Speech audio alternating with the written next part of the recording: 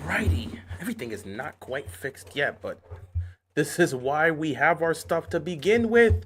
Opening night. I think we're relatively even to where we need to be here. Kind of, we'll manage. It's the beginning. It's the start of everything. Opening night.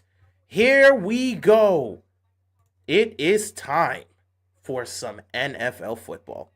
We are finally here. I cut that very, very close. I was not fully sure I was going to get that in time because I was trying to drop my preview video for the Ravens and the Bills. I had to get that done before I stepped foot here for this matchup. It just officially uploaded. I got it in just in time. Oh my God, I'm so glad I got it in just in time. I was not sure I was going to make it.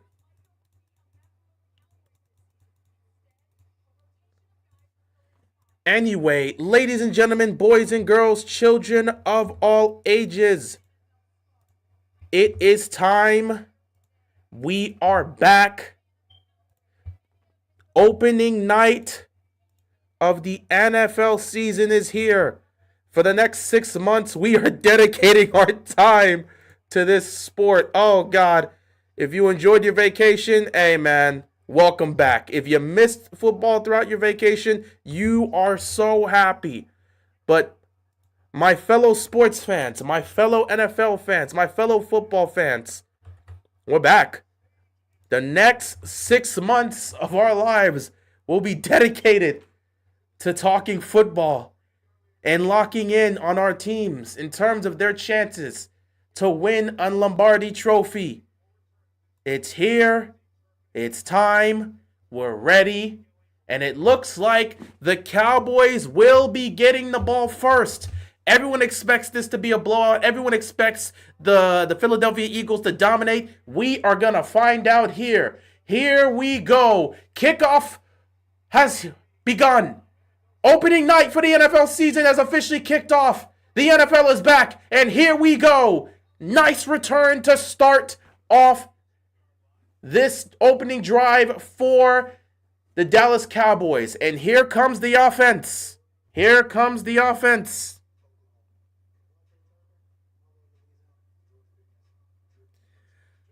Dak Prescott and this Cowboys offense looking to make some noise early on. The addition of George Pickens, putting him next to CeeDee Lamb. We're going to see just what this does for the Cowboys offense. There's no way. This gotta be a cramp. This gotta be a cramp. There's no way.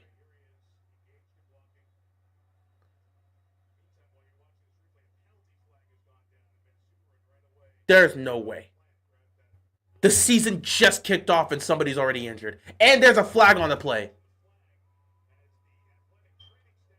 Dog, we just got back. There's no way you start the season off with this. Kickoff. Opening night. I hope he's okay. We start the season off with a injury and a penalty. Wow. I don't know what to say.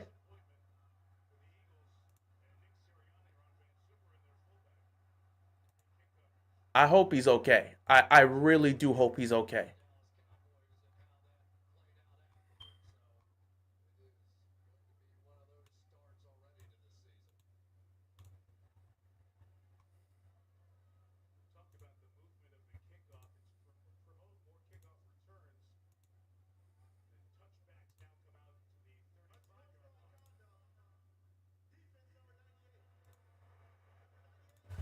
That is crazy. Way to start the season off like this. This is crazy, man. Jalen Carter gets called for unsportsmanlike conduct. We just got started. We just got started. Wow. Season just got started and there's already guys acting up. This is crazy. We haven't had an official snap yet. And already someone's getting in trouble. That's crazy.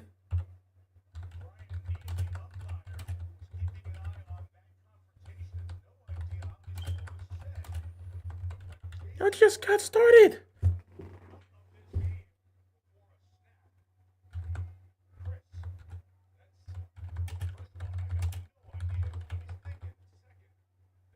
Jalen Carter is gone.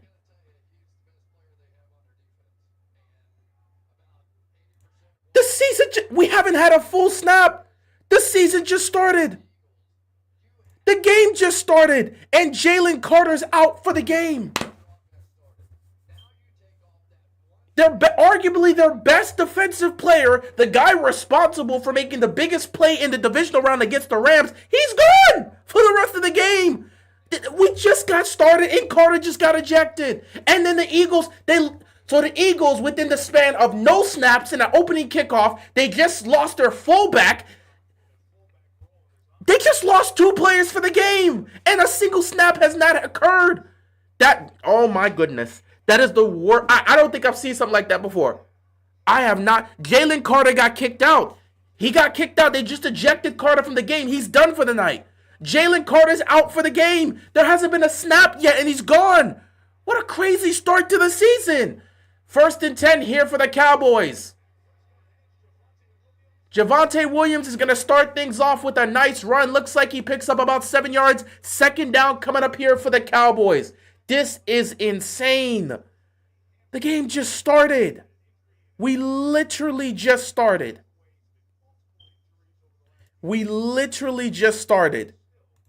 And now the Eagles' fullback is hurt, and Jalen Carter's been ejected. He will not play tonight. He's out for the rest of the game. 2nd down here, another run by the Cowboys, and they're going to pick up the 1st down. And because of that unsportsmanlike conduct, that put them in good field position. So they're already in Eagles territory to start things off. This is crazy. This is crazy. The game literally just got started, and we've already had an injury and an ejection. 1st down and 10 for the Cowboys. They're already in Eagles territory. Dak takes the snap. First pass of the game goes to George Pickens. I was about to say. First pass immediately goes to George Pickens. Yeah, exactly. This is one of the craziest starts to an NFL season. Well, it looks like the Cowboys winning. I would not say I don't think you could just say taking off 2 players. This is arguably the best roster in football. I'm sure they're still going to be fine. They still have all their offensive pieces for the most part. I wouldn't make that assumption just yet. But yeah, that's a crazy way to start the season. That is an insane way to start the season.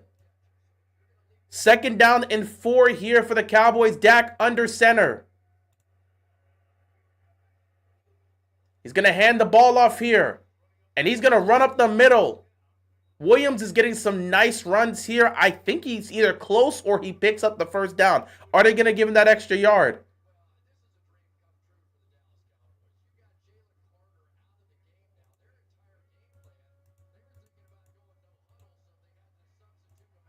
Nope, they're going to say he's short. 3rd down coming up here for the Cowboys. A 3rd and 1 situation.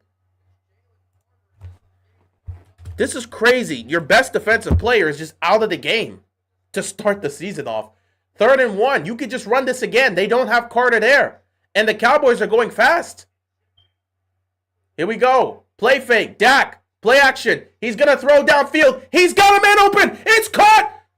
CeeDee Lamb with his first reception of the season. 1st and goal for the Cowboys. Oh, Dak looks like he's ready tonight. This would be crazy if Philadelphia loses this game, but it's early on. And their secondary is already looking bad right there. 32-yard gain, 1st and goal for the Cowboys. They're looking to strike here on their opening drive. Dak lobs to CeeDee, and a clear flag because that's going to be pass interference. You can't hold on to the receiver. Adoree Jackson holding on to CeeDee Lamb. Clear pass interference. Pass interference easily. Look at you tugging his jersey. That's clear PI. I don't know what he's thinking.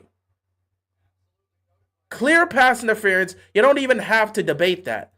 So it's just going to put the ball at the 1-yard line, and the Dallas Cowboys have a chance right off the bat to score here on their opening drive. Dory Jackson got smoked by CeeDee Lamb and then gave up the pass interference because he can't hang with them. First down and goal here for the Cowboys at the 1-yard line. They're going to hand the ball off. And because there's no Jalen Carter, up the gut. Touchdown, Cowboys. And Dallas strikes first on the opening drive of the game. Javonte Williams runs that ball very effectively for the Cowboys here. They strike first in the opening game of the NFL season. Dak fighting for his job. Dak's not fighting for his job. There's no competition here. There's no who's he fighting for his job against?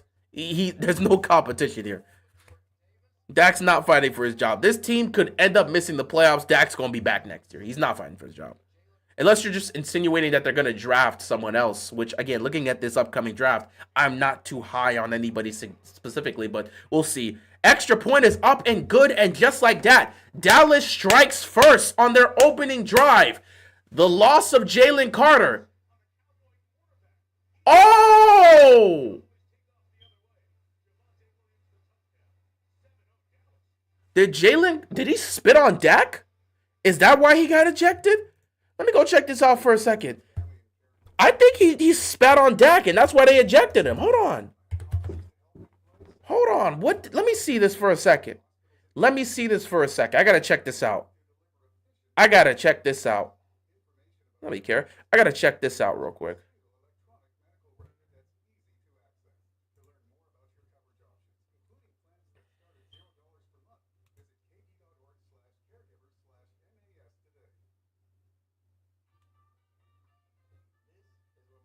He spat on Dak Prescott. That's why he got ejected. I was trying to figure out what he did. He spat on Dak Prescott.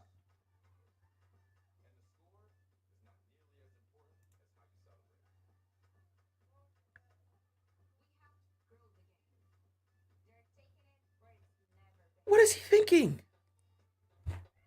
What's going on, Sam? Yeah, thank you, Charles. I had to check that. No wonder they eject him. Why are you spitting on Why are you spitting on any player?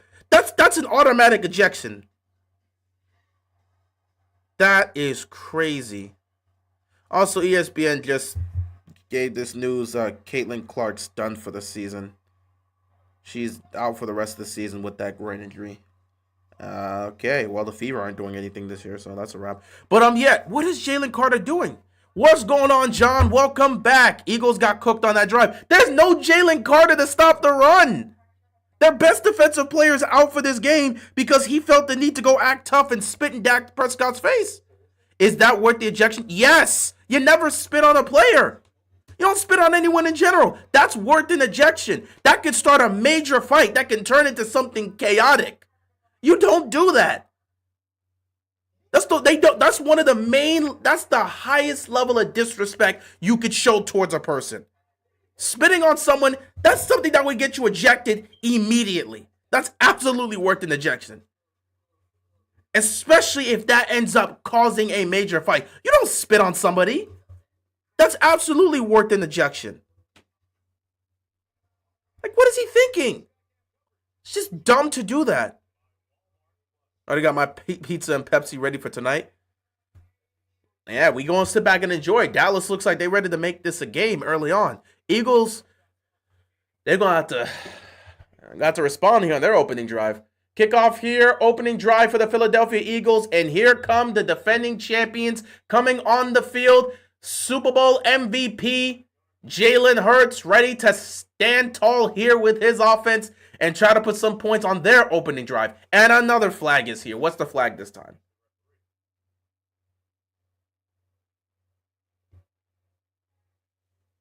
What's the penalty?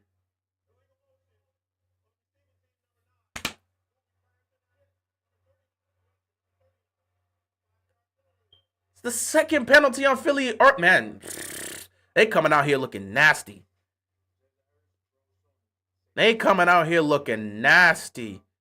I wouldn't be surprised if he got a suspension.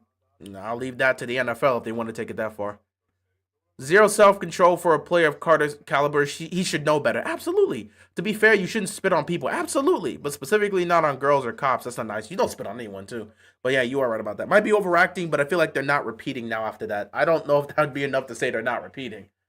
I don't even see them repeating, but I certainly think first pass here, Hurts. to Goddard. Picks up about 8 yards. Second down coming up here for the Eagles. I mean, I don't have them repeating as champions, but I do have them at least getting back to the Super Bowl. Who knows how things are going to go?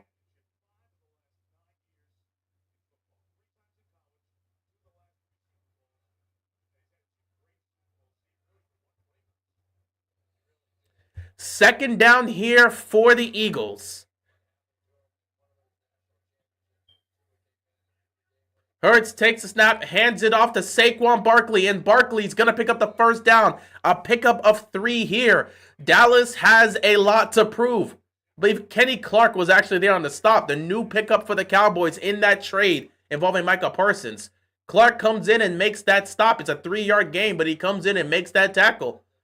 Obviously, the Cowboys moving off of Micah Parsons means they need Kenny Clark to be huge in the run game. We'll see how that works out for them. 1st and 10 here for the Philadelphia Eagles. Dak gonna take this under center.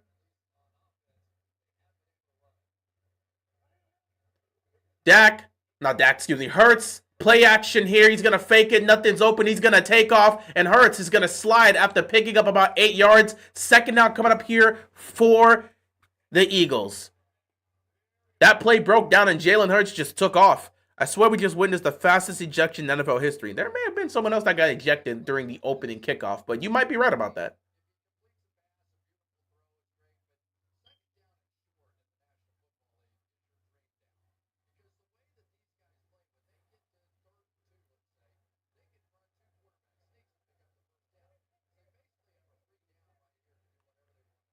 Second and 2. Hurts under center here. He's going to toss it to Saquon, and Saquon's got all the space in the world. Saquon picks up the first down. Saquon keeps going. Saquon moving those legs well into Cowboys territory. First down, Eagles. There's Saquon Barkley doing his thing.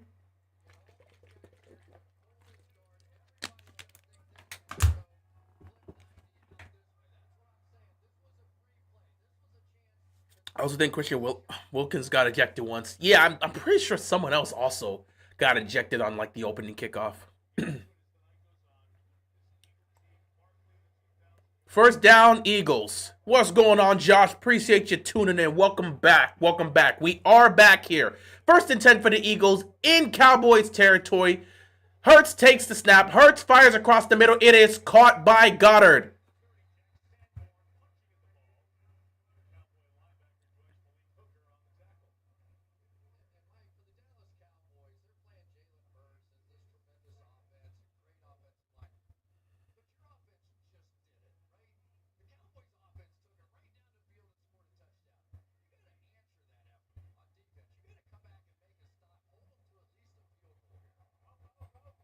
Second down and 4. Another handoff here. Another first down for the Eagles. Dallas defense is not stopping a nosebleed. We know that. Like, what's going on, Josh? Yeah, this is going to be a long game for Dallas. Their defense can't stop a nosebleed, and you're going up against Philly's offense. Good luck making a stop there. First down and 10 for the Eagles here. Hurts in the shotgun. They're at the 25-yard line. Hurts takes a snap. Quick toss here on a screen. And he is not going to be stopped inside the 20, inside the 10, down to the 5-yard line. First and goal for the Eagles. Dallas just opened up the red zone. You're not doing nothing here. You're not making a stop at the goal line.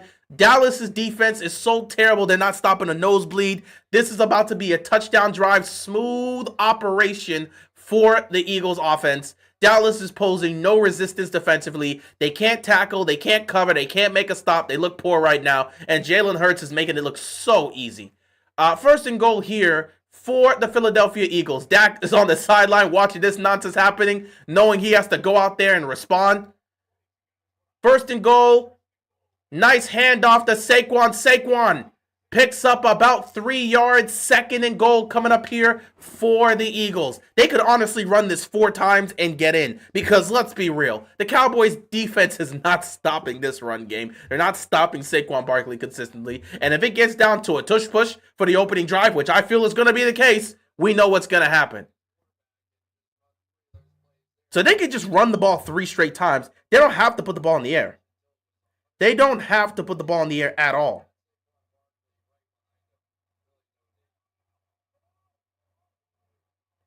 They do not have to put the ball in the air at all. They're going to run it again. Oh, nice stop right there. That's a good stop. They tried to line up and run it again with Barkley, and he got stopped. Philadelphia, line up and do it again. Again, I don't see Dallas stopping them 4 straight times from running the ball. So here we go. 3rd down, they go here on the opening drive for the Philadelphia Eagles.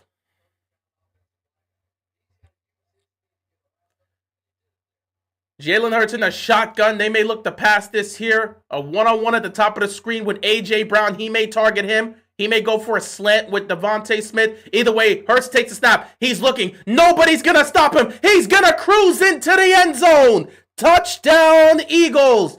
Jalen Hurts running in, making it look easy. And Philly scores on their opening drive. 10 plays, 70 yards, 6 minutes off the clock, and Philly ties the game. Jalen Hurts is wide open with all the protection in the world. I don't know what Dallas is doing. You have to have some sort of quarterback sneak on Jalen Hurts. He already burnt you early on. If nobody's open, he could take off, and they've got nobody to stop him. Like, Dallas's defense, you've got to put a spy on him. What are you doing?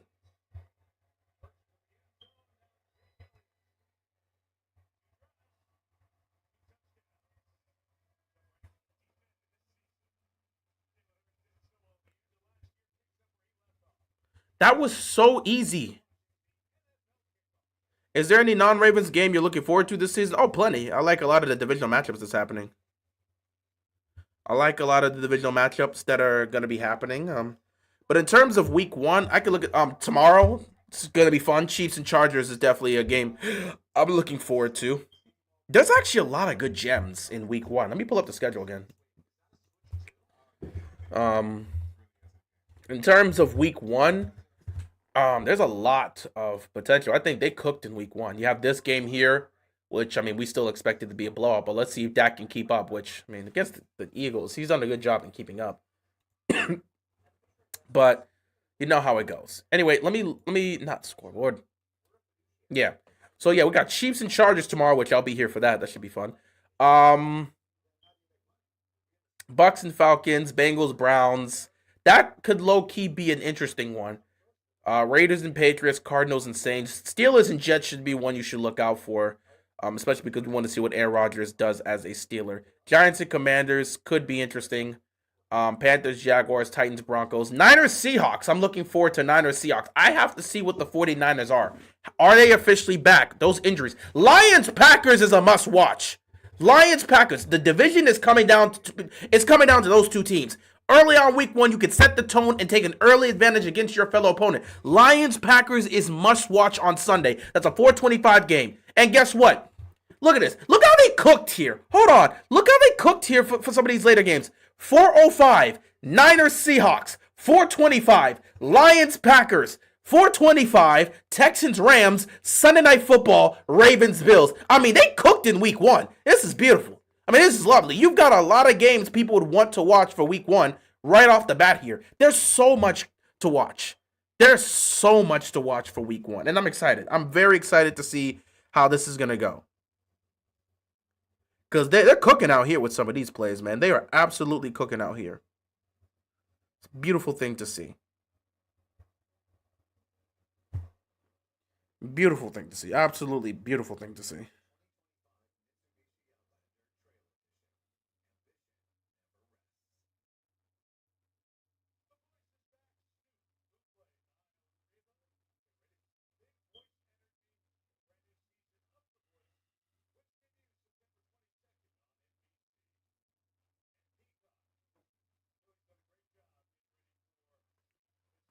All right, tie game here. Tie game here, ladies and gentlemen. Tie game here.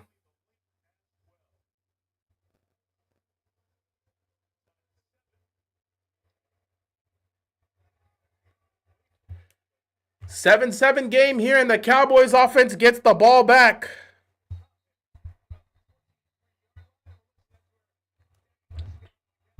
And now there's a fight. Oh my goodness, these two it's opening night, guys. There's a full-on fight. Helmets are off. People are going to be ejected again. And their flags are just flying right now. The flags are flying. Fists are being just thrown. Punches are being. Oh wow, this is bad. Opening night, and they're over. They're just squabbling. You're gonna have to eject these guys and make an example. You have to eject these guys and make an example. Bengals most overrated team going into every year. Okay. I mean, I guess. I mean, I want to watch the Steelers-Packers game to see if Rodgers can beat all 32 teams. If he beat every team except Green Bay, I want to see if Rodgers can make history. We'll see what happens. Damn, they really got beef this early. I mean, they've always hated each other, but it's crazy to have this happening on opening night. Micah Parsons won't play versus the Lions, I think, which sucks. Well, they're saying it's possible that he could play. I mean, he's dealing with his injury, but he could take some injections for that. It's possible he may play, but it's not fully confirmed yet. I don't think I don't think there's been a full report that says he's out.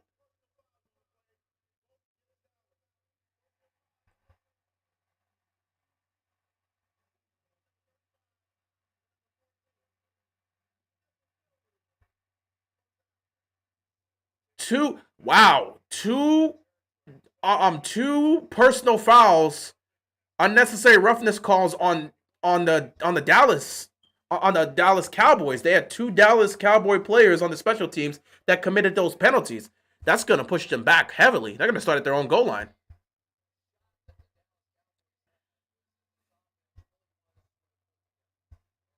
Hey, Real, who's taking second place in the North? Pittsburgh and Cincinnati. First and fourth are pretty obvious. I'm going to lean towards Cincinnati. Usually I'd say Pittsburgh, and it'll probably be Pittsburgh, but I have to.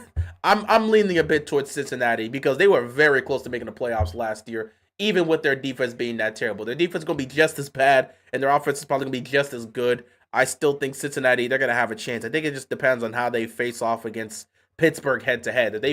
If they could just get off to a decent start in the first half of this season, they're most likely going to finish second in the AFC North. I feel like it's going to be one of those years for Cincinnati where they at least come close, if not make the playoffs. Second down and 7 here for the Cowboys. Dak and this offense have to keep putting points up if they're going to keep up with Philly's offense. Their defense cannot make a stop to save their lives. So Dak has to play well, and they have to keep putting points on the board. Dak takes a snap. Play action here. Rolling to his right. Pressure's coming. He's going to dodge a defender. Dodge another one. Fires downfield. It is caught by CeeDee Lamb. CeeDee Lamb comes back to get the catch. First down, Cowboys. That was a bit of a dangerous play. Let me take a look at this pass because I swear it was in position to potentially be picked off. Dak rolls to his right. A defender gets to him. He moves out the way. Another defender gets there. He moves out the way. He throws it, and it's a little bit behind CeeDee Lamb, but still within range for him to make that catch. Dak kept it alive. He had two defenders, and then the third one coming after him. Somehow he got that play off. Dak, 3 for 3, 56 yards. I'm saying it right now. Dak Prescott and Joe Burrow are going to be heavy candidates this year for MVP. They have to do a lot to carry their teams. They don't have defenses. So if that's going to leave opportunities for Dak and for Joe Burrow to put up numbers. I'm not even joking. Dak Prescott and Joe Burrow, heavy MVP candidates this year. Because their defense is going to be so bad that if they don't put up points offensively and they're not putting up a lot of these great stats, they're just going to lose games. If the Bengals make the playoffs, they're handing Joe Burrow the MVP. I'm just telling you guys this now so you know. Don't be surprised if it happens. Second down and 5 here for the Cowboys. Dak hands the ball off here. Tough run right there. Nice tackle. Picks up about 2. Third down coming up here for the Cowboys. I like this Cowboys offense. Too bad their defense is horrible. Defense sucks. Their defense is not good.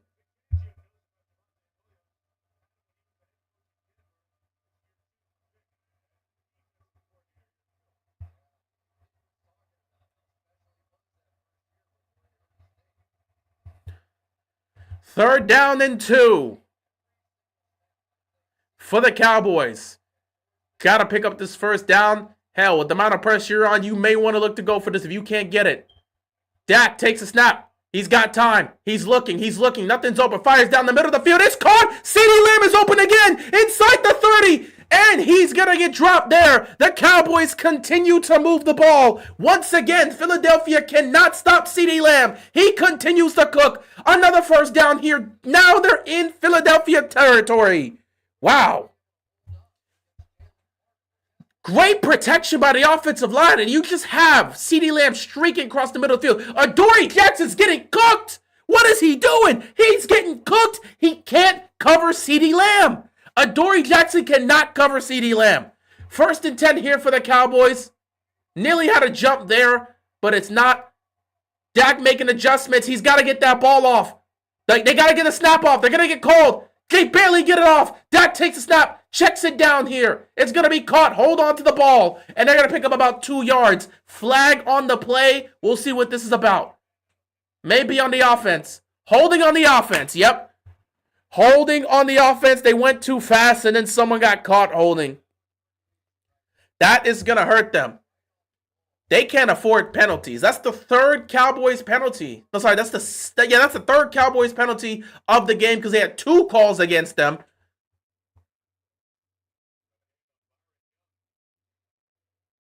So 1st and 20 here for the Cowboys. Tyler Smith making that one is crazy. You know, he's usually good. You know, he don't really make those type of mistakes. 1st and 20 here for the Cowboys. Dak in the shotgun trying to get extra protection here. He's going to take the snap. Pressure's coming. Dak's going to have to roll. He checks it down. It's caught, but there's nowhere to go. And the tackle's going to be made behind the line of scrimmage. I think they lost about 4 yards there. 2nd down's coming up here for the Cowboys. That holding call ruined everything for them.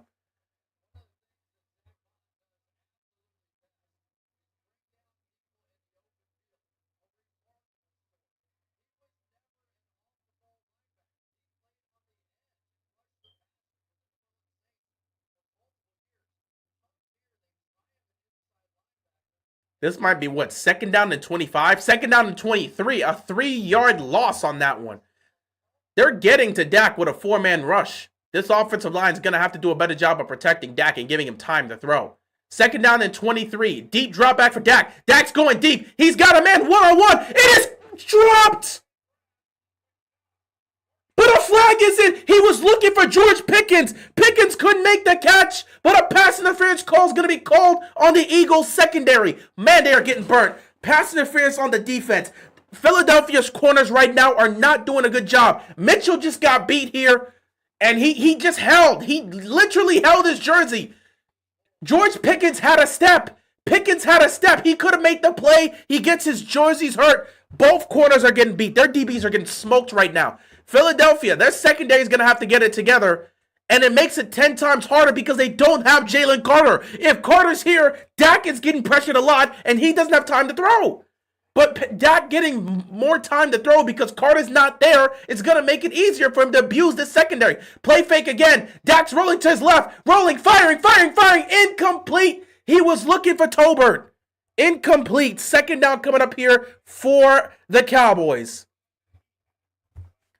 This is why Jalen Carter spitting on Dak was so damn stupid. You get ejected. You're their best defensive player. You get ejected. Now they can't even consistently pass rush Dak Prescott. He's getting time in the pocket. He's rolling to his left. He's rolling to his right.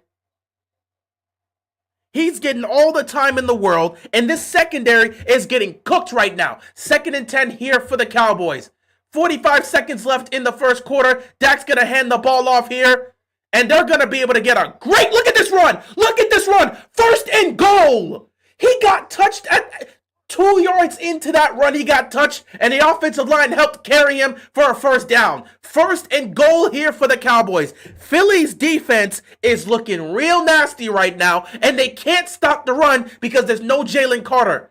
Eagles defense trying to make a stop. Cowboys looking to go fast here. 18 seconds left in this quarter. Will they snap the ball? It's 1st and goal. They could take it to the 2nd quarter. Let's see if Dak's going to snap this ball. Nah, he's not going to snap. He's going to take it to the 2nd quarter. Wow. And the clock's going to reach 0 here. That is the end of the 1st quarter. Dallas is cooking Philadelphia's defense. This is not a good look. Philly's DBs are getting cooked right now. And this is why everyone's looking at Jalen Carter and saying, dude, You messed up tremendously. What are you doing? Him getting ejected is giving Dak all the time. What is he thinking?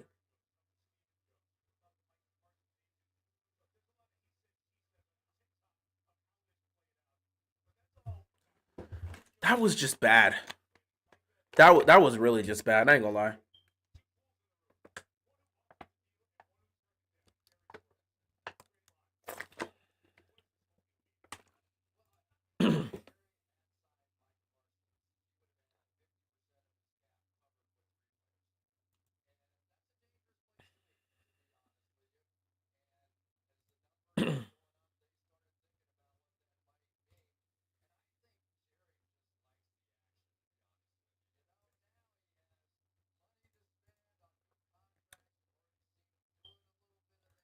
That's crazy.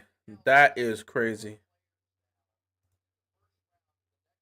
Eagles, I'm not gonna lie, I don't like Philly secondary right now. I don't like Philly. Like this is it's opening night. They got plenty of time to fix things up, but I ain't gonna lie, man. Their corners are getting cooked right now. But we gonna see. We gonna see what happens. That was the end of the first quarter. Second quarter coming up.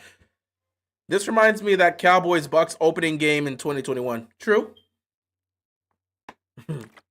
This is fight night. I love it.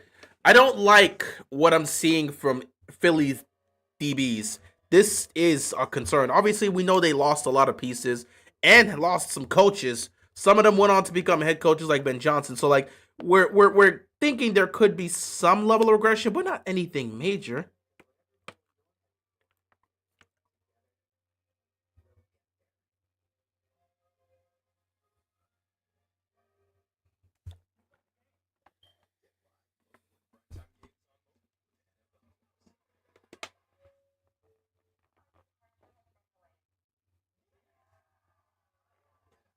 I'm not too worried about the defense as a whole because again, you're missing your best defensive player. If Jalen Carter wasn't acting dumb, you wouldn't be giving Dak Prescott all this time to throw. And there's still a good defense, obviously, but dude, you're missing Jalen Carter. That's allowing Dak to have extra time to throw in the pocket. And Dak already has the ability to create and buy time to extend the play. So now you're sitting here and you're dealing with this because it's like, well, there's no Jalen Carter. Not forget about Dak buying time. They can't stop the run right now because there's no Jalen Carter. They can't stop the run because there's no Jalen Carter. First and goal here for the Eagles, for the Cowboys. They're going to hand it off. Touchdown. Williams with his second rushing touchdown of the game. Javonte Williams has 2 rushing touchdowns in this first half. Philly's defense is getting cooked. Oh my goodness. The Dallas Cowboys just executed a 9-play, 88-yard drive and got into the end zone. Philly's defense has given up 2 touchdowns in the 2 drives that the Cowboys have been out here. That's not how Philadelphia's defense is supposed to look. Their secondary is getting cooked. Their front 7 can't stop the run because there's no Jalen Carter.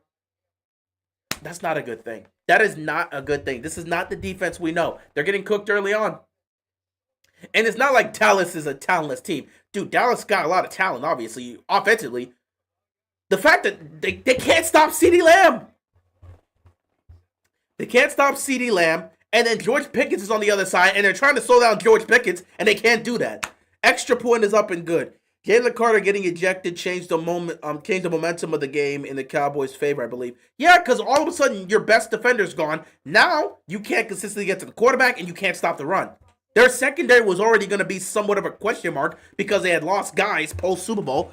But dang, they're getting cooked right now. And Dak's getting extra time because he's not getting pressured by Jalen Carter.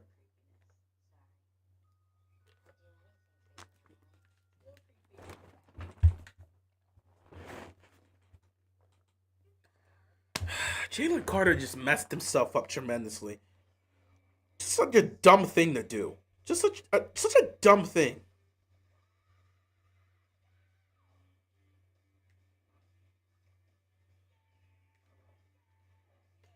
It was a dumb thing to do. I'm not even gonna lie to you. It was just dumb. Why? It was dumb and disrespectful. What is wrong with him? Why would you spit in the face of Dak Prescott? What do you gain from that? So bad. It was literally it was just so bad. It was so bad. I'm sorry, man. It was just so dumb.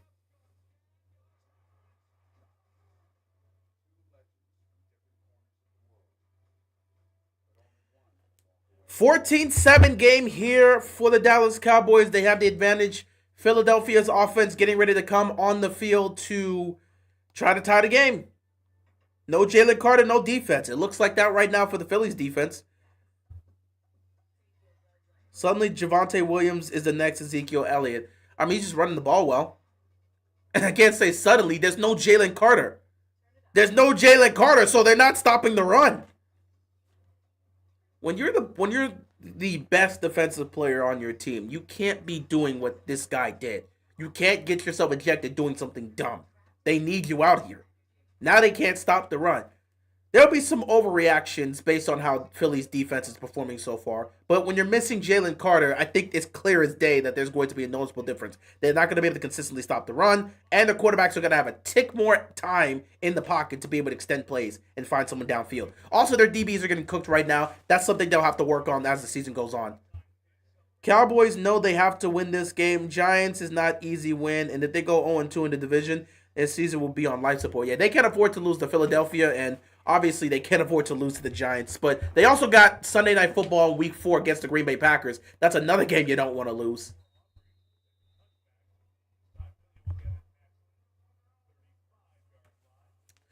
Touchback here. Eagles offense getting the ball at the 35-yard line, and Jalen Hurts once again coming out here.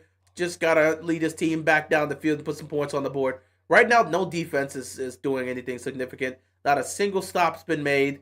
It's been that type of game so far. Still relatively early. It's the start of the second quarter. Plenty of time for things to change here, but I just don't like what I'm seeing from the Eagles defense. Philly's offense is perfectly fine. Cowboys defense can't stop a nosebleed, and we all know that. But they are getting a lot of rest. 1st and 10 here. You hand the ball off to Saquon, and look, once again, Saquon's just able to make moves. He's just able to make plays, man. Saquon initially would have been tackled behind the line of scrimmage, but he's just juking defenders and finding ways to just get extra yards in space. That's what Saquon does.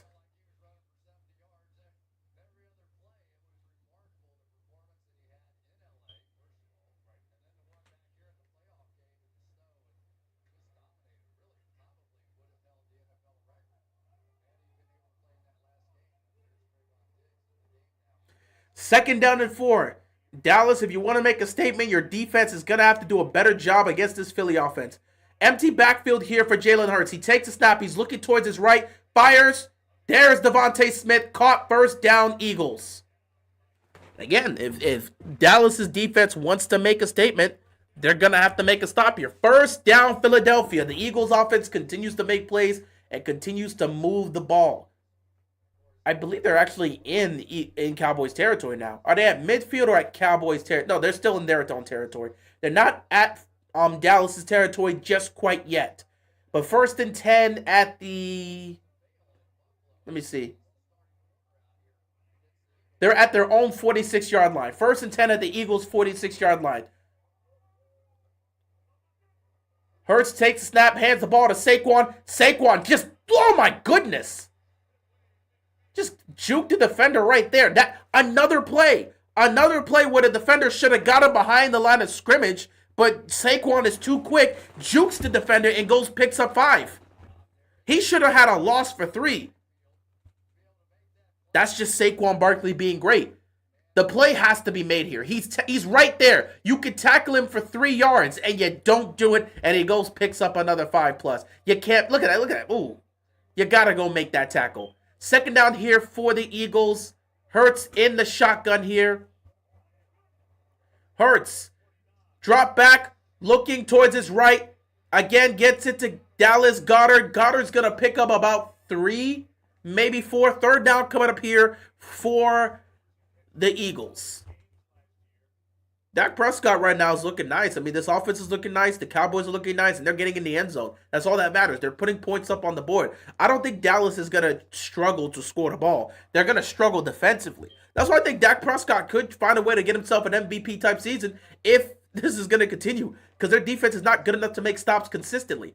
3rd down and 3 here. This would be a huge moment if they can make a stop here. 3rd and 3. They have to be able to, they need to keep a spy on Hurts. Here we go. Hurts takes a snap. They need a spy. He's going to fire across the middle of the field. It's caught by Goddard. Goddard picks up the first down and moves the chains for the Eagles. First down, Philadelphia.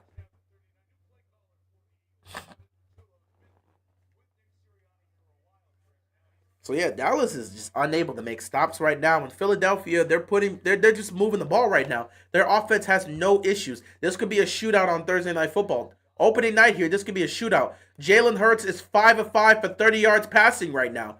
There's been no problems, no issues. He's had a clean pocket. No one's gotten close to touching him, and he's just operating within the offense, playing at a high level. Play fake here. Once again, getting past the defender, just checks the ball down there.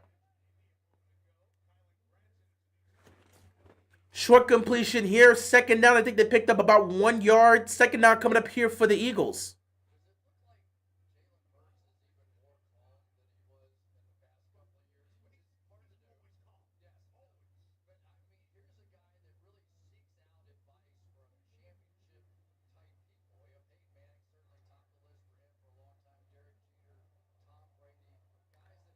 Second down and 9 here for the Eagles. Dallas defense looking to try to make a stop here. Can you hold them to 3? Can you get him out of field goal range? Hell. Second and 9. Hurts. Buying time. He's got all the space in the world. He's going to take off. He's going to pick up the first down. And again, they can't stop Jalen Hurts in the air. They can't stop him when he's using his legs. Dallas just can't seem to stop anything right now. Really, really bad look for them. They can't stop anything. If their secondary is covering everybody, Jalen Hurts is just going to take off and find a way to get something going. And that was a lose-lose situation there, because if that defender that was on Saquon, if he leaves Saquon alone, that's a touchdown, because Hurts is just going to flip it to him. They have to put a spy on Jalen Hurts. You have 3 rushes, 20 yards, and a touchdown. At some point, you're going to have to put some level of emphasis on Jalen Hurts. Here we go. Now you got to deal with Saquon. Saquon's got the edge. Saquon. Nice tackle right there. He's going to pick up about 5 yards. Second down coming up here for the Eagles. This will be an explosive game on offense. Yeah, I mean, it looks like that's going to be the case. While both defenses suck.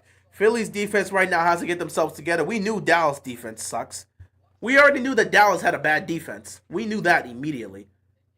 But for the Eagles, they got to get their defense together. We knew about Philadelphia. We knew about Dallas, but Philadelphia's defense should not be getting carved up like this.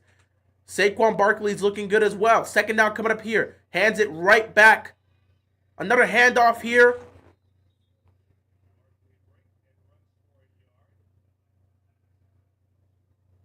All right, 1 yard picked up here. Third down coming up here for the Eagles.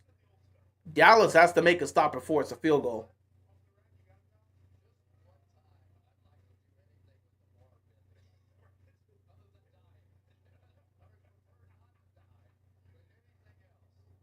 Third down and 5 here. This could be big for Dallas. You already have the lead. Can you hold them to 3 and maintain this lead? Your offense is looking good. Can you make a stop here? Third and 5. At some point, somebody's got to step up. Here we go. One-on-one underneath. A.J. Brown is there.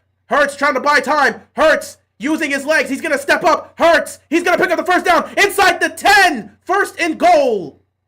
And Hurts continues to cook with his legs. When no one's open, he just keeps taking off. First and goal. Dallas at some point has got to put a spy on Jalen Hurts. You cannot continue to allow him to kill you with his legs. Everything's there. Where is the spy on Jalen Hurts? Where is the spy on Jalen Hurts? There is no spy on him. When is the offensive coordinator going to make the adjustment? Jalen Hurts continues to kill them with his legs. There's no spy on him. First and goal. They're going to hand it off here. You're going to pick up about 2 yards. Saquon gets about 2. Second down coming up here. Second and goal, excuse me. Coming up here for the Eagles. But, dude, where is the spy? Where's the quarterback spy?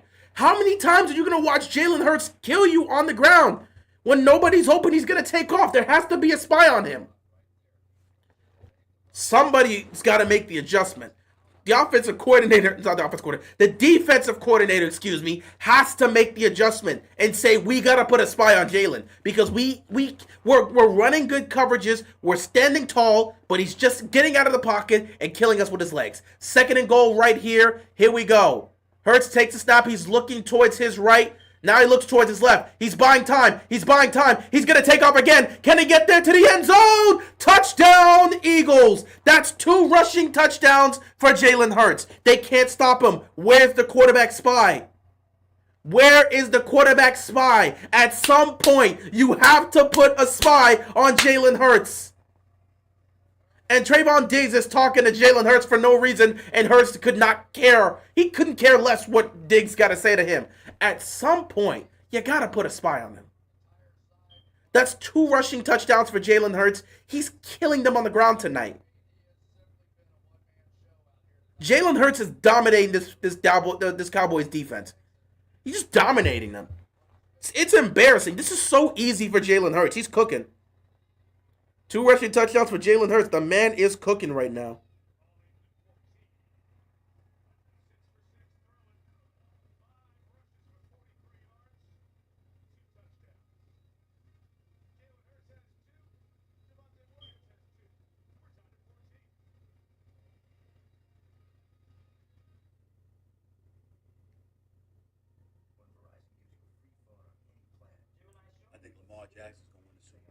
Oh, Jesus Christ. I don't need seats right now.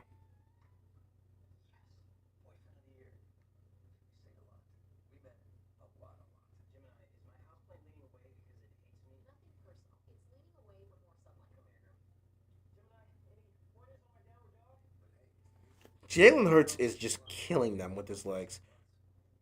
At some point, you 0 passing touchdowns so far. Hey, we had a Monday Night Football game like that back in 2020 between the Ravens and the Browns, where it was just nothing but rushing touchdowns until we finally got a passing touchdown by when Lamar hit Hollywood. We had a passing touchdown there too. Or no, I think it was Baker had that first one. I don't remember who was it. Was it to Njoku on 4th down? But it reminds me of that. Both defenses are getting cooked. Whose defense is going to show up first? You would assume Philly's defense would show up. We know Dallas' defense is terrible. Guys, we all know Dallas has a bad defense. Nobody's surprised in that. What's surprising us is that this championship defense in Philadelphia looks lost out there against Dak Prescott in that offense. They should not look that poor. They can't cover CeeDee Lamb. That is a problem. They can't slow down CeeDee Lamb. That is an issue. They can't stop the run. That is also a problem. No defense is being played right now. This is an offensive explosion.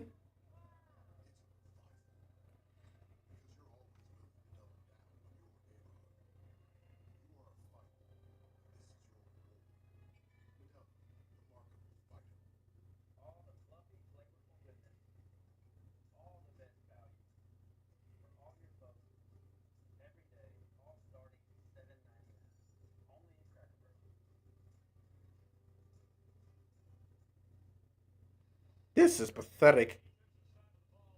At what point do you put a spy on Jalen Hurts?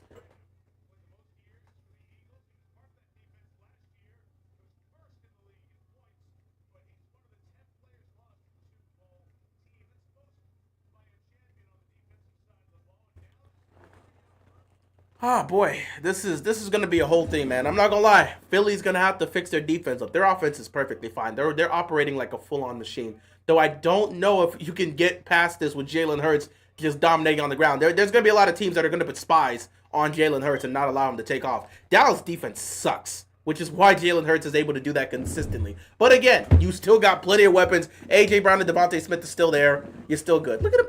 Look at this idiot.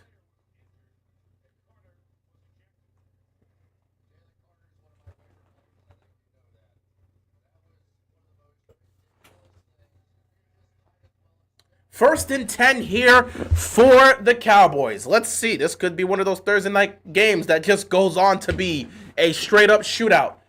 Dak Prescott under center here for this 3rd drive for the Cowboys. Play fake. Dak tosses it. Gets it to Ferguson. Picks up about 4 yards, or excuse me, picks up about 3 yards. 2nd down coming up here for the Cowboys.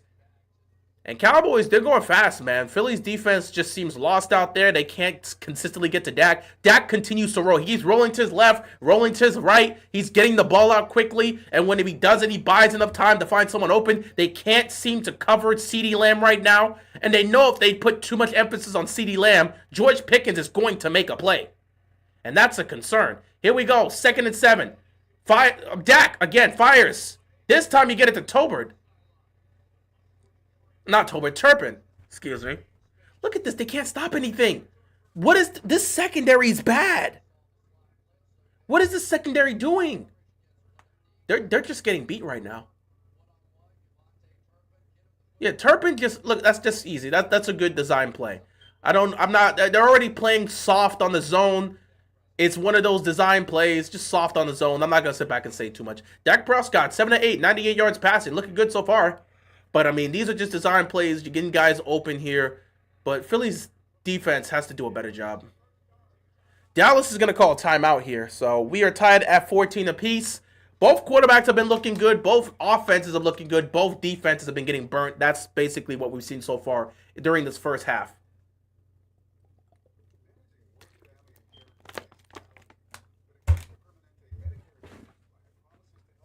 I'm concerned. I am very concerned about Philadelphia's defense. I know they lost a lot of players after the Super Bowl, but you can't be looking this burnt. This is the type of thing that'll get you cooked. And Jalen Hurts is great. Jalen Hurts is going to make those plays. But, man.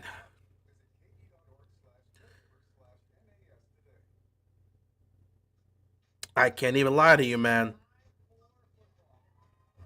Jalen Hurts looking good, but I don't know how often he's going to be able to get those type of touchdowns, those type of rushing touchdowns against better defenses because they're going to put a spy on him. Thankfully, he still has Devontae Smith and AJ Brown, and he's still one of the better passers in the league. So I don't think they're really worried about that. The fact that he's using his legs this much just showcases how easy it is for him right now. They're putting no pressure on him, and they don't have a spy on him. I'd take off too if I was Jalen Hurts. He's just cooking him right now. It's way too easy for Jalen Hurts. He has not felt uncomfortable once in this game. That's how poor Dallas' defense has been, and that's how dominant Jalen Hurts has looked so far. I mean, if you're not going to put a spy on him and you're not going to pressure him, what do you think's going to happen? He's going to go out there and cook your defense. While we sit here on this brief commercial during this timeout, we'll get to talk about some of the early first half stats. Dak Prescott, 7 to 8, 98 yards passing. No touchdowns, no turnovers so far. Javonte Williams, 8 carries, 34 yards, and 2 rushing touchdowns. CeeDee Lamb, 3 catches, 76 yards. Turpin had his first catch here for a 16-yard reception. George Pickens has 1 reception for 6 yards. Jake Ferguson, 1 for 3 yards. Not too much here. As for the Eagles, Jalen Hurts is 6 for 6 for 31 yards passing. People are going to complain about his passing to the end of the earth, whatever. It don't matter. They're going to complain about his passing forever. 6 for 6, 31 yards passing, no touchdowns, no turnovers. But he has 5 carries for 43 yards and 2 rushing touchdowns. Saquon's also looked great, 8 carries for 35 yards. And the Eagles have rushed for 104 yards in the first half. They're going to go for well over 200. They may get close to 300 yards rushing today because the Cowboys cannot stop the run to save their lives, and everybody knows it. Philly's looking good overall. A.J. Brown has no catches. You are absolutely correct. I don't even know if he's gotten a target yet. Let me take a look at this. I don't think he's had a target yet. Anyway, 1st and 10 here for the Cowboys. Dak Prescott under center at midfield here. Once again, the Cowboys continue to move the chains. They're going to hand it off here to Williams. Nice tackle! Nice tackle at the line of scrimmage. No yards gained. He might have lost a yard too. But a flag on the play. Uh-oh. He might have jumped. He might have jumped too early. It's going to be... Whoa, taunting.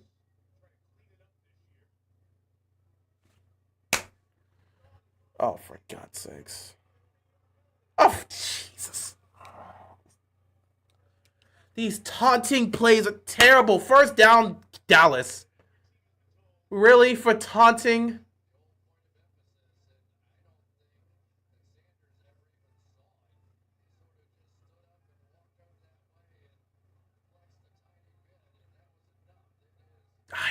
These are some of the... I hate these calls! Can we let these guys be players? Can they have fun? We're playing a game. Can we have some fun and talk our trash? What's wrong with them? Play action here. Dak, he's gonna break out of a sack. Dak breaks out of a sack. He breaks out of another tackle. Dak's gonna take off, and he's gonna slide. He should have been dropped. How did Dak get out of that tackle? Dak on the play action got wrapped up, broke out of the sack, broke another tackle, and then took off. How did he, look at this, how did he break out of that tackle and then got away from another defender and picks up about 5 yards? How the hell did he get out of that tackle? He should have been sacked right there. That would have been a huge play for the Philly defense. How do you miss that tackle? How do you miss that tackle? I don't know. Second down here for the Cowboys. Instead of that would have been a 10-plus yard sack. Instead, they picked up yards on that play. Dak's going to hand the ball off here, and they're going to pick up about 5, maybe 6 yards here. Turpin picks up 5 or 6. Third down coming up here for the Cowboys. You can't miss an opportunity like that if you're Philadelphia. You got to take advantage of that, man. Dallas's offense has not been slowed down once today. This defense can't seem to stop them. They're missing out on tackles. They're missing plays. Their secondary's getting cooked.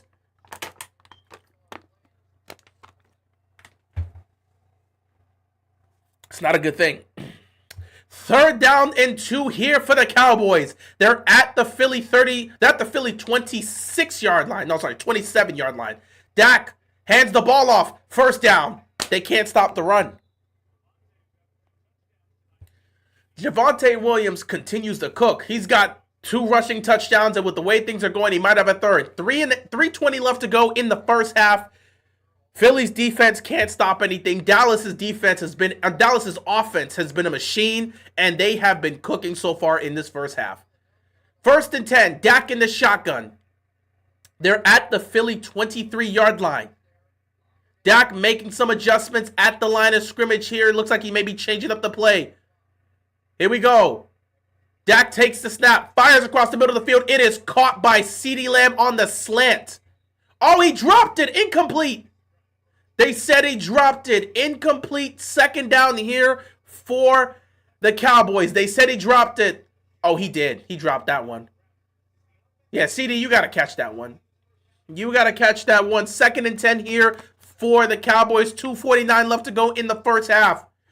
Dallas got the ball first, so Philadelphia will be getting the ball coming out of halftime.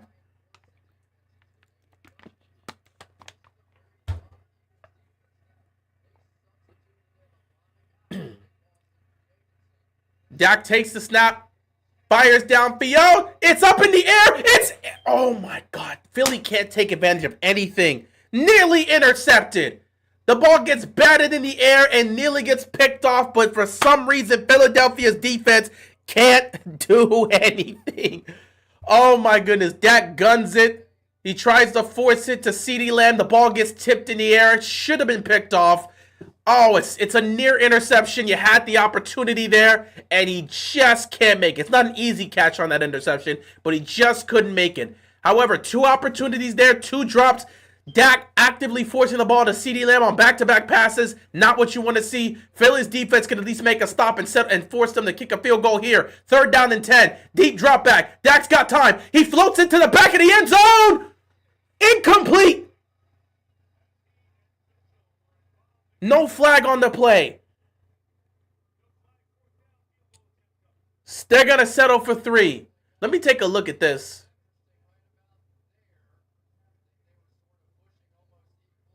I don't know about that one. That's a toughie. That's a toughie on the pass. I mean, it's close. There's a lot of contact between both teams. It's close. Very close. Instead, Dallas got to settle for a 41-yard field goal. Kick is up, and it is good. Dallas regains the lead, 17-14. And with 2:34 left, Philly's offense has a chance to go take the lead just before halftime. This is everything we wanted. Opening night, and we've got a competitive game of football between 2 divisional rivals that absolutely hate each other. Great first half here.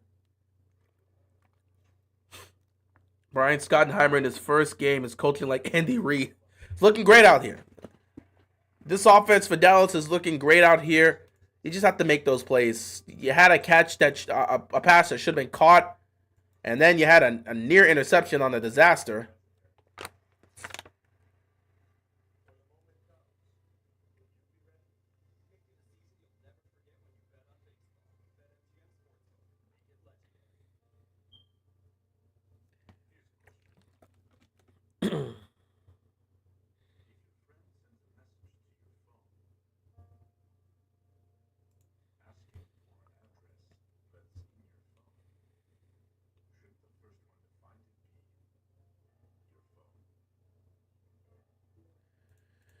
Philly's defense was able to make a couple stops there. They did give up a field goal, though, but they were able to make a couple stops.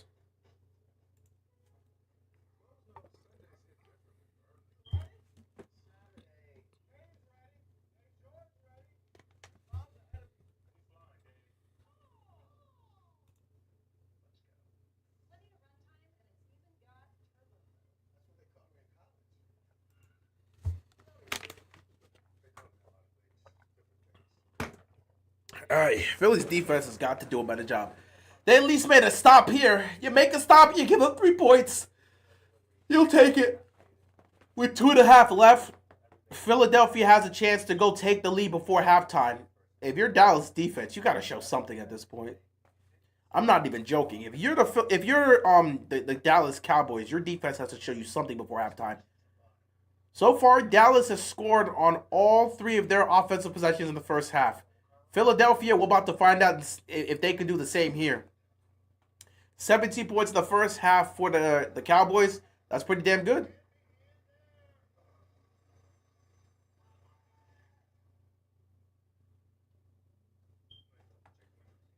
Has anyone punted yet? No.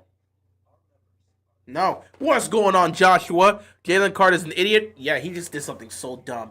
And Josh, no one has punted. The Cowboys have had 3 offensive possessions this first half. They scored on all 3 for 17 points.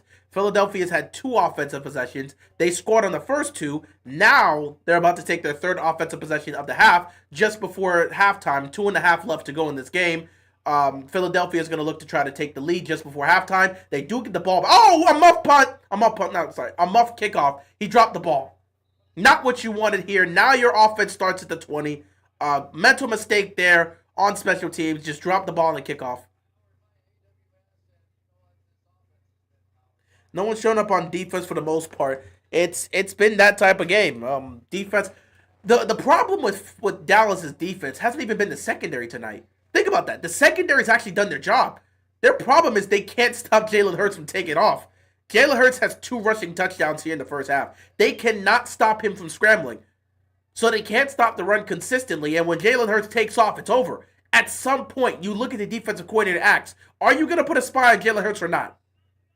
Because the secondary is doing their job holding up. A.J. Brown has 0 targets so far. Are you going to put a spy on him? 1st and 10, you hand the ball off. And Saquon is going to pick up about 3 yards here. 2nd down coming up for the Eagles. And I think that's going to be the only snap they're going to take here before the 2-minute warning. No need to rush. You'll take the 2-minute warning here.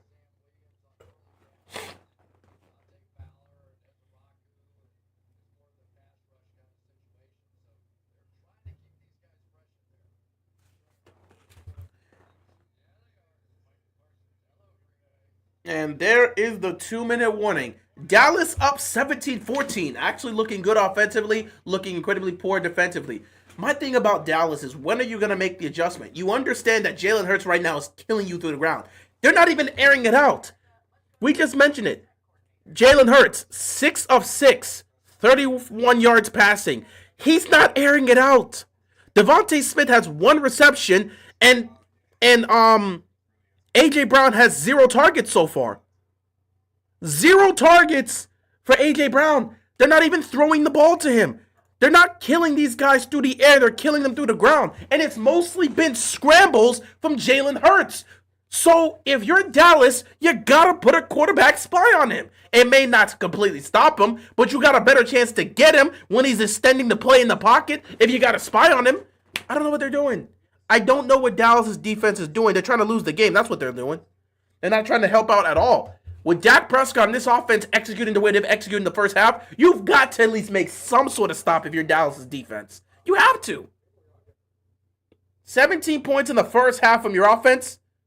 You've got to go make some type of stop. Hell, if you can make a stop, maybe you get the ball right back to your offense, and that could potentially do something just before halftime.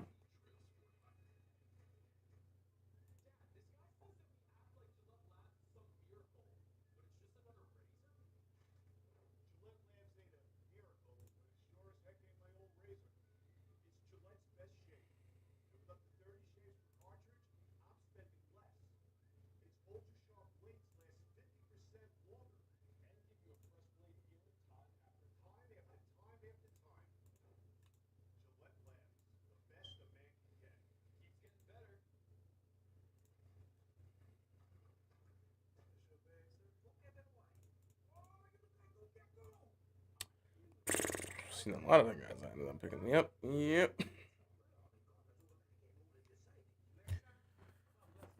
All right. This has been an offensive type first half. Both defenses are getting cooked, and at some point you feel like you gotta make some sort of stop. Will the defense for either one of these sides make a play? We just saw Dallas's defense. We just saw Philly's defense make a stop and giving up a field goal.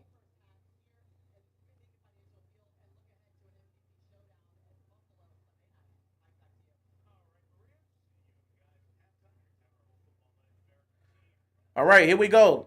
2 minutes left in the first half. Philadelphia does get the ball coming out of halftime. This will be a perfect opportunity for them to take the lead and have that advantage heading into halftime.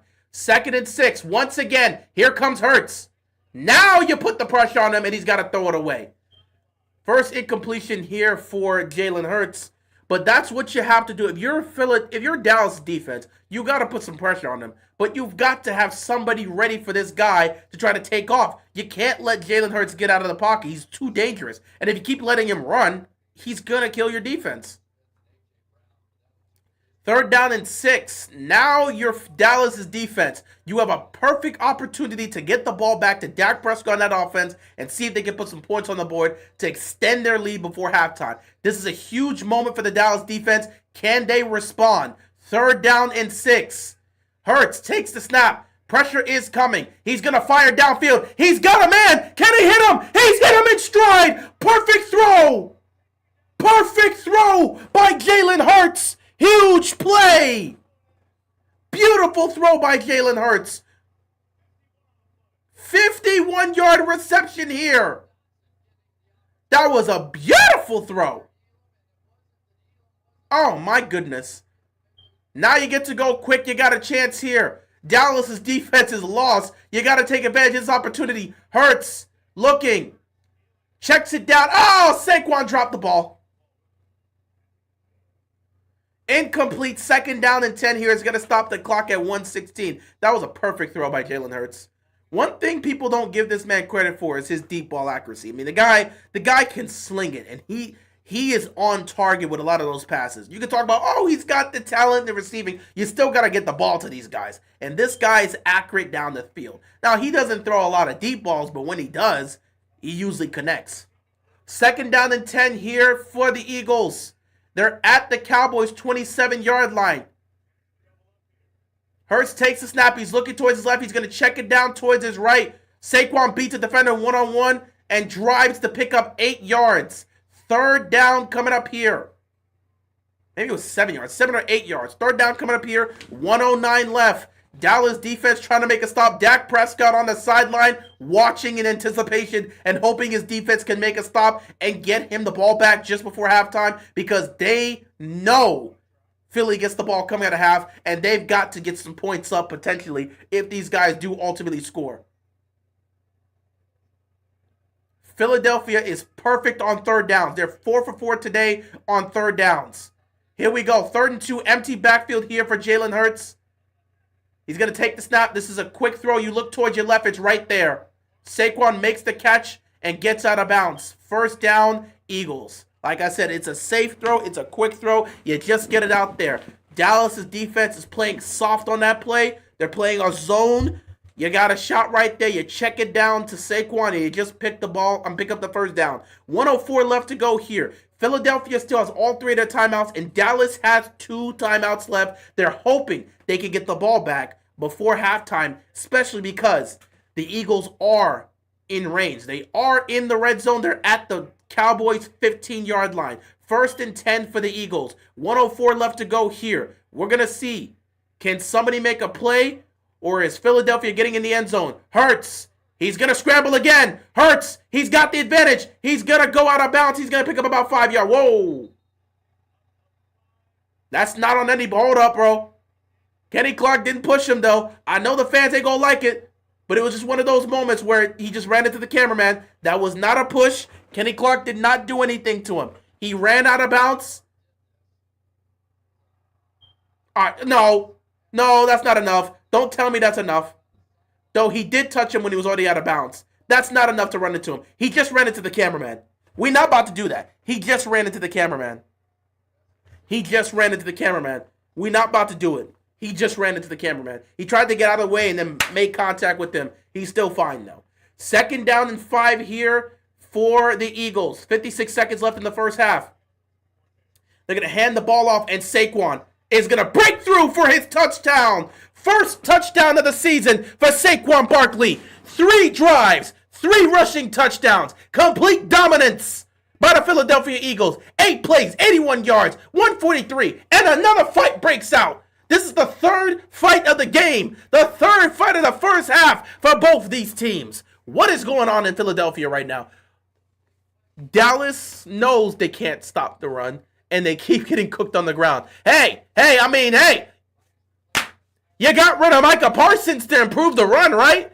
How's that working out for you? Let me take a look at this real quick. They've rushed for well over 100 yards. Let me get an accurate number for how much rushing yards they gave up in the first half. Now, you got 51 seconds left and 2 timeouts. Dak, go make something shake. They've rushed for 123 yards. 123 yards rushing in the first half. 123 yards rushing in the first half. What are they doing? Dallas's defense is giving up 300-plus yards rushing today. It just feels like that's going to be the case. 3 rushing touchdowns here for the Eagles.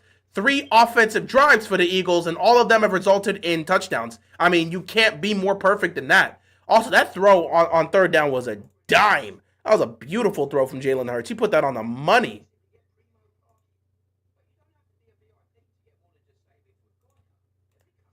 But 57 seconds left. There's plenty of time for Dallas to go do something. 2 timeouts left.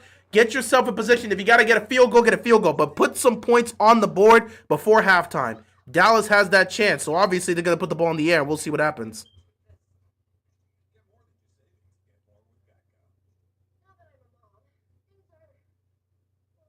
I heard about the Kawhi Clippers scandal. It's crazy and wild that happened. But, it is what it is. Well, hopefully that situation does get handled.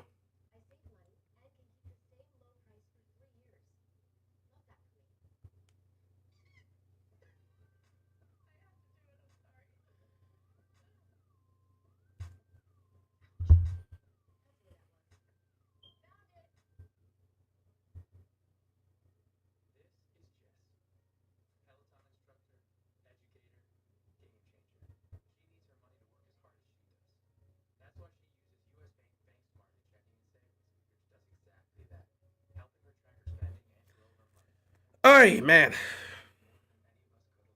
Cowboys defense has given up 123 yards rushing in the first half. I mean, this is pathetic.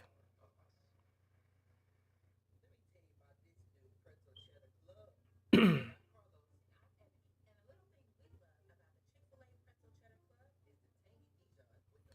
Cowboys defense is terrible.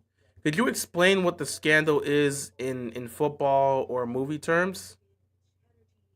Oh, Kawhi. It's just like anyone. Like, what are you talking about? Shohei Ohtani with some of his allegations for the bets. I mean, it's really like if they offered if they offered some sort of underhanded back deal promotion type thing to any NFL player. I mean, it's not like it's a different thing. Like if you offered that to, who would I want to put this with? I don't know, if you offered that to Joe Burrow or something like that. I don't know. It's not like it's a specific comparison. Again, it's this scandal is involving more so endorsements and aspects that They basically got 20 million under the table. It's a whole situation with that. So it's like that could have happened to any specific player in any sports. Oh, he just muffed that whole thing. He scoops and he's doing nothing. And now Dallas has to start at the 10-yard line. Jeez, man. Are they still fighting? Guys, please stop fighting. There's a whole aspect of a game that's being played. Can y'all please stop fighting? Y'all have fought for 12 years now. Stop fighting already. There's been 3 fights that have happened. Enough with the shoving. Well, Dallas has 2 timeouts in 44 seconds, but due to their special teams messing up, the best you can hope is if you can try to get in the field goal range, but you're going to have to give Dak some time to find somebody down the field. And I don't think you're going to be able to get that. 1st and 10 here. Dak looks to get it to CD, incomplete, but a flag's on the play. Pass interference is going to be called, and the first down is going to be there. So 40 seconds left, 2 timeouts, and you do get a first down. You lost 4 seconds, but it's technically a first down given where it is. So you're going to be able to move the chains one way or another.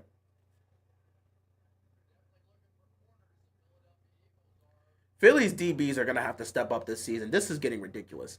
They can't, I mean, I get it. You're not going to face off against a guy like CeeDee Lamb every single week. But still, the Philadelphia Eagles have 6 penalties for 78 yards. That is unacceptable. In the first half, unacceptable. Dak steps up. He checks the ball down. Not much there. You got to call time. Another flag that's going to stop the clock. Another flag that's going to stop the clock. What is this? If this is holding, this ends the drive. That's a 15-yard. What is Philly doing? What is their defense doing? Back-to-back turn. What are you doing? Roughing the passer, that's 15 yards. Now Dallas can certainly try to, oh my goodness, right in the face mask. You smacked him right in the face mask. So now Dallas is moving the ball without really having to move the ball.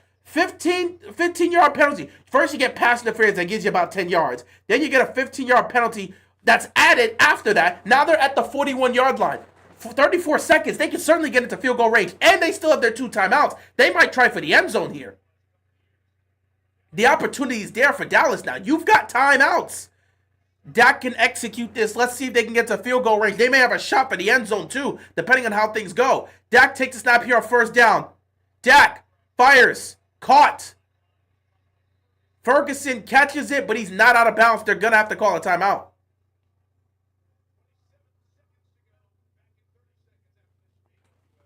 At the end of the day, their goal is to get into field goal range. You started at your own 10. Just get into field goal range and you'll be fine if you're Dallas. What is Philly's defense doing today? I mean, they're actively trying to hand the game to Dallas. What are they doing? If their offense wasn't so great, we would, oh my God. We'd be seeing Dallas blowing these guys out if their offense wasn't so great right now. Philly's defense right now is a huge disappointment. Their secondary continues to commit penalties, and they just look lost out there. It feels like the Jalen Carter ejection just completely rattled them. I know their secondary is going to be a work in progress because they got a bunch of new guys, but they're going to have to step up quick. This is a defending champion team, and if they're going to play like this defensively, they're not going to win a Super Bowl. They're not going to repeat as champs if this is how their defense is going to play. And you're going up against Dallas. What are you going to do against the Rams when you got to deal with Cooper Kupp and Devontae Adams? That secondary needs to step up fast. 2nd and 6, deep drop back. Dak has time. He's going to check it down again. Right now, he's just checking the ball down. Not much is really happening there. He's trying to target the secondary looking downfield, but they're not giving him anything, so he's just checking the ball down. 20 seconds left, 3rd down. You got to pick up the first down here because you want to be able to get into field goal range. You don't pick this first down up, you're not going to be able to kick a field goal here. Dallas still has 1 timeout, 20 seconds left. They can get into field goal range. They just got to get this first down. Got to pick up 5 yards here. Got to find a way to pick up 5 yards.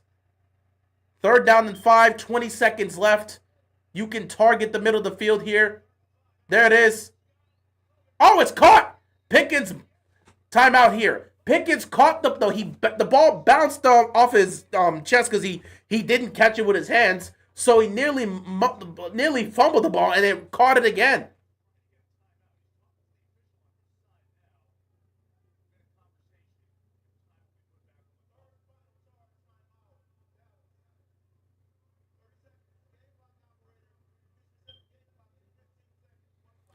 Dallas used their final timeout. 15 seconds is now going to be the amount of time that's left. They're going to add 7 seconds to the clock here.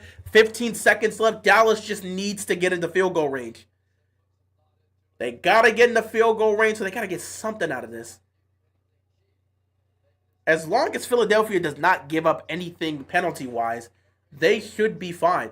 Now, if you're Dallas, you know you got to have to target the outside. Now, Philadelphia is going to use a timeout to get their defense set as well.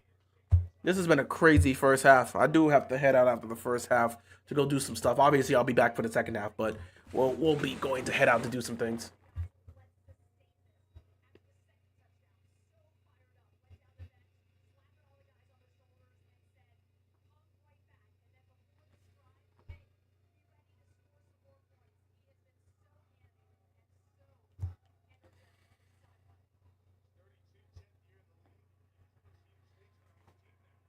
Here we go. First and 10, 15 seconds left. They need a good 10 to 12 yards to get in the field goal range. Dak fires across the middle field. It's caught. Are they going to have enough time?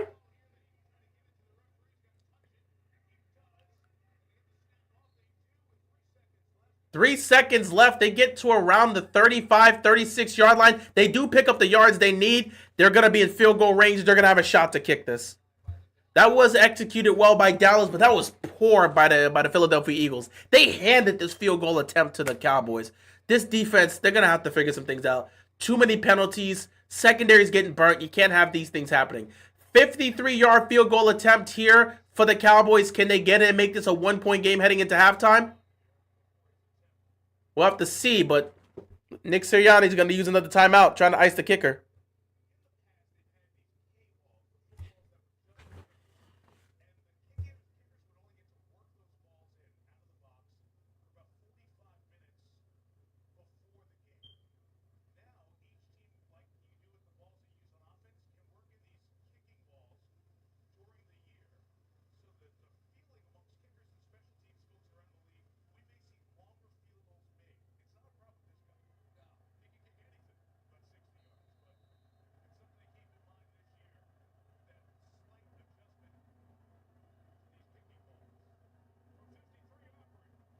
Fifty-three-yard field goal. Kick is up, and it's good. That's a great kick.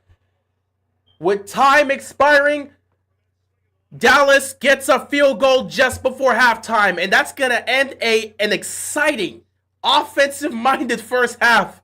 The Philadelphia Eagles take a 21-20 lead into halftime. They will be receiving the ball coming out of halftime, but Dallas and Philadelphia, through one half of football, have looked dead even. Both offenses look great. Both defenses look nasty. Philly has a lot to clean up with these penalties. Dallas defense has a lot to clean up with stopping the run. We'll see who makes the better adjustments in the second half. But until then, I have to go handle some stuff. So I will see you all in the second half. Wow, what a first half. This has been crazy.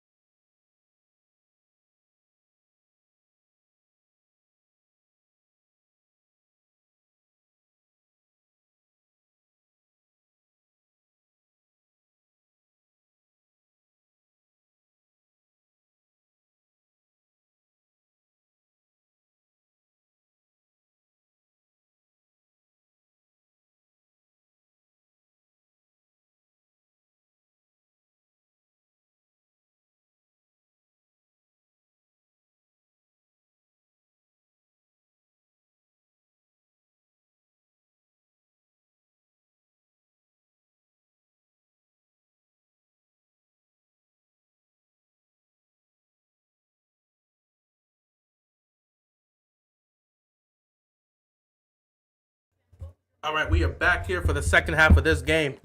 Let me get my charger.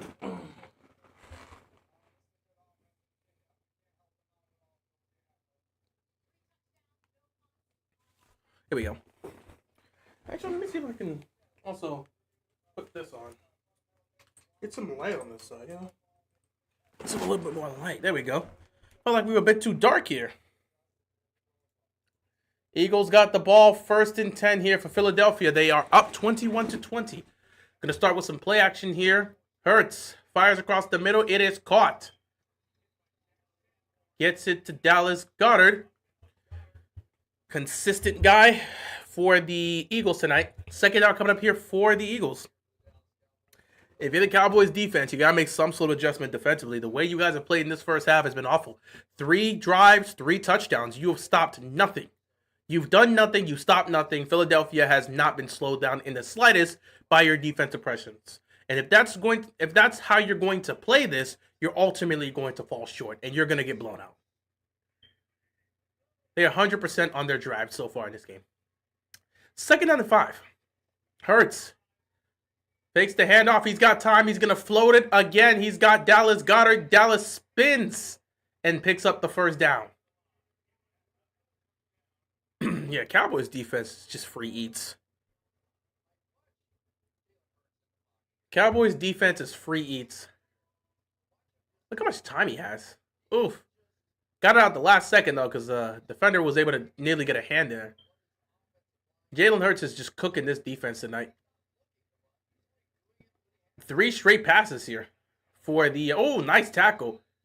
3 straight passes. He got it to Devontae Smith, and immediately Elam made the tackle. But 3 straight passes here for the Eagles offense. All of them completions.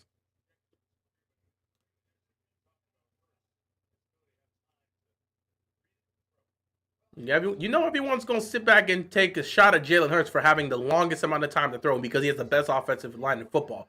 They're going to use that as an indictment on him, saying if all the elite quarterbacks had that much time, they'd carve defense up consistently. Hell, they don't even have that much time, and they do carve defenses up consistently.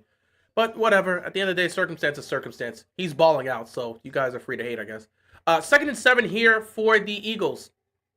Going to hand it off to Saquon. Saquon getting nice blocking. And he picks up a 1st down and keeps his feet, and he keeps on going. So, again, they can't stop the run. Dallas can't stop the run. They have no shot of winning this game. They can't stop the run.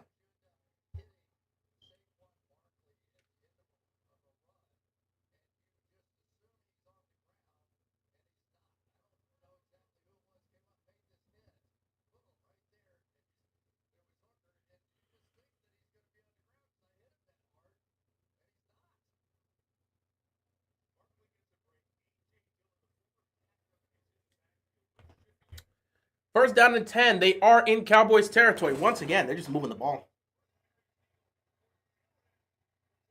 Another 1st down. A.J. Dillon just... This Cowboys defense can't stop anything. They can't stop the run. They can't put pressure on Jalen Hurts. They don't do anything. A.J. Dillon just comes in and just immediately picks up a 1st down on the run. The Cowboys defense can't stop anything.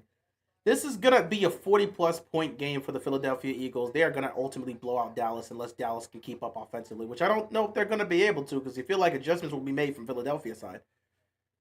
This is just getting bad for Dallas. They just look horrible defensively, and they can't stop anything. If Dallas' defense was playing better, this would easily be a blowout. Yeah, Dallas just can't stop the run. They're well into Dallas' territory right now.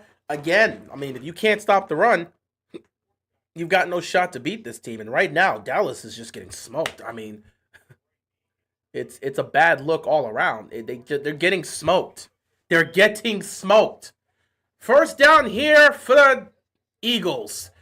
Dallas defense once again trying to make a stop. But again, Philadelphia is just operating like a machine right now, and they will not be stopped. Hurts hands the ball off. Defense at least does a decent job there to slow down A.J. Dillon. They stop him right there. Maybe he picks up a yard, but it looks like they got him at the line of scrimmage. And now Saquon can come back in to further cook these guys because they can't stop Saquon and they can't stop Jalen Hurts. Saquon was on the sideline just getting a breather for a couple plays. He's back in now. Second down here for the Eagles. Dallas' defense, I don't even know what you're doing. I don't even know what you're doing at this point. You can't stop the run at all. I mean, these guys just cannot stop the run to save their lives. It looks horrible. Second down and 10 at the Cowboys' 36-yard line. Jalen Hurts in the shotgun here. Going to take the snap. Pressure is coming. Oh my God, they actually got to Jalen Hurts. They got to Jalen Hurts and sacked him. First sack of the game for the Cowboys defense. They actually got to Jalen Hurts. That is a huge play there. Third down coming up here. Question is, can they take advantage of this?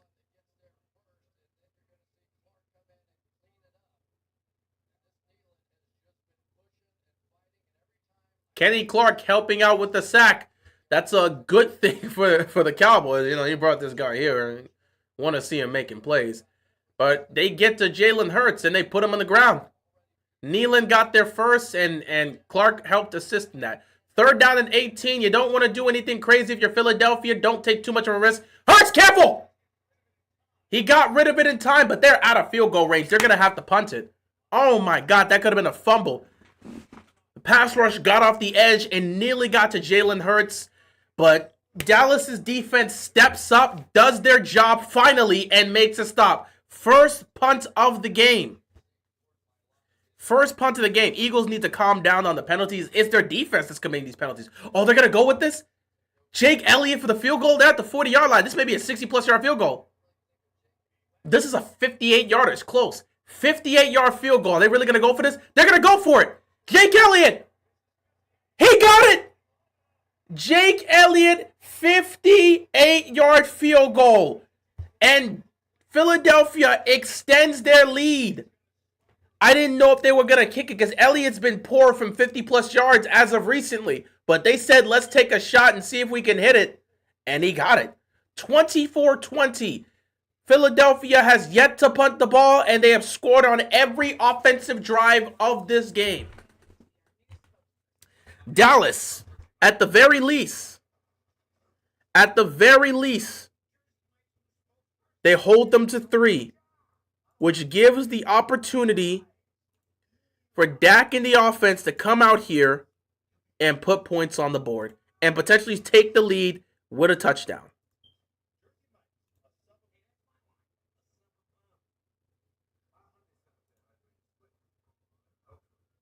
(24-20).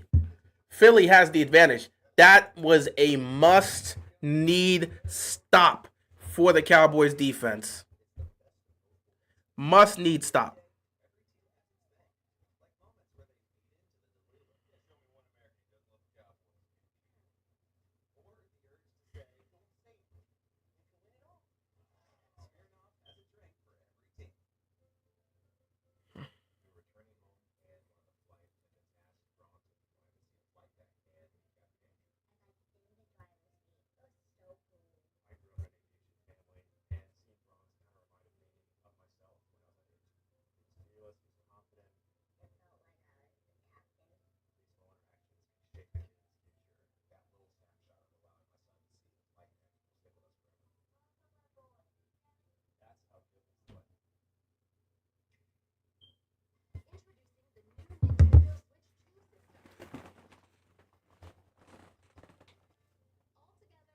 Dallas actually stepped up and made a stop. Go on, go.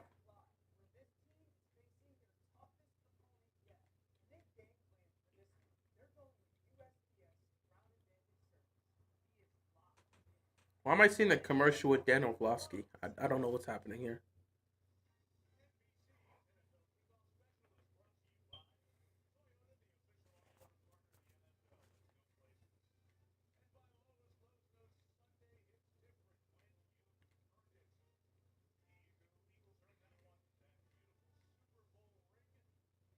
Yeah, congrats on them.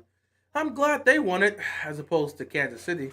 As obnoxious as Eagles fans have been all offseason, we're in the best possible timeline, the best of the worst situation.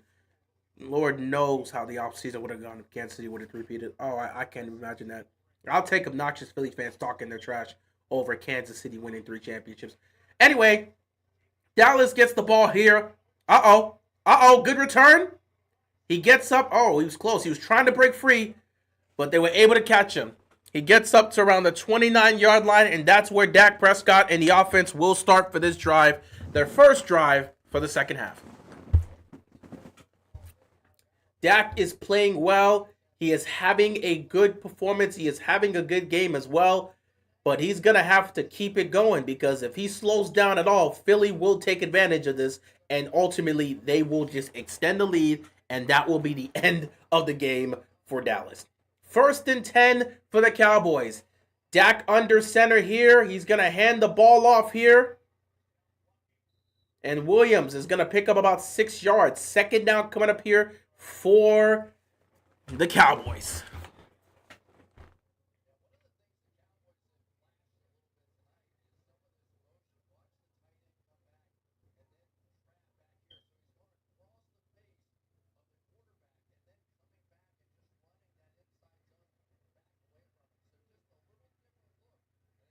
Second down and 4 here for the Cowboys. Dak hands it off again. But the Philly defense stands strong and forces a 3rd down situation. About 2 yards was picked up. 3rd down coming up here for the Cowboys.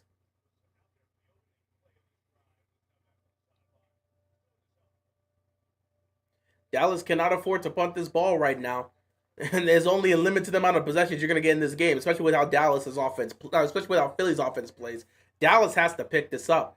3rd down and a long one here. This offensive line is going to need to give him a chance. Dallas so far is 4-5 on 3rd downs today. Can they pick up another one here to keep the drive alive? They're going to toss it. Nice play. He gets it for the 1st down. The defense was there, but he picked up the 1st down. And Williams continues to play well here, running the ball effectively for the Cowboys. 1st down, Cowboys.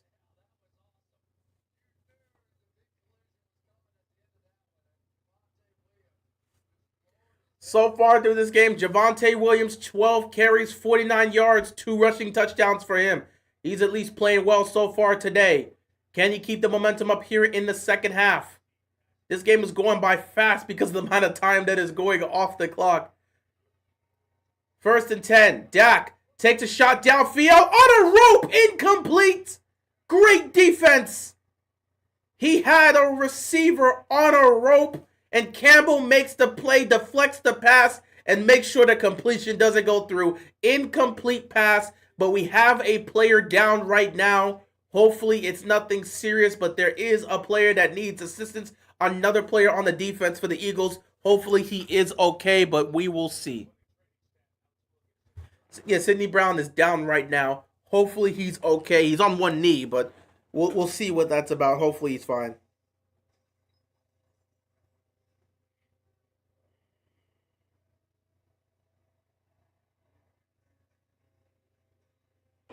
Question of the day. If you could go to any game this weekend, it's a good question. I'm locked in. Football starts in a few hours. Well, off is 4 hours ago. I think it's got to be Las Vegas. Tampa is pretty obvious. If I could time travel to Sao Paulo, I would go to Sao Paulo. You mean teleport? I get to go to Buffalo when it's not as cold. Honest to God, no. I just want to like appear there and appear back. Make them give me a pass. Oy, Philly's getting injuries early on in this game, man. Hopefully he's okay. You know where you want to be week 1 of the NFL season? In your command center. I want to be at home.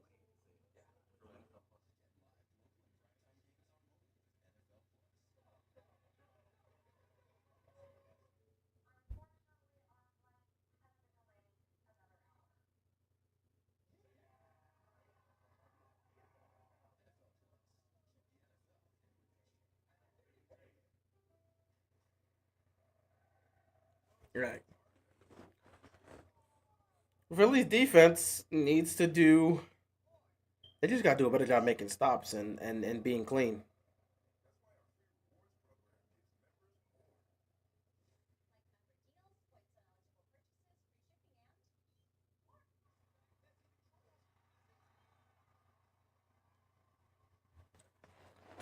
Oi. Are they extending this break here? I really do hope he's okay.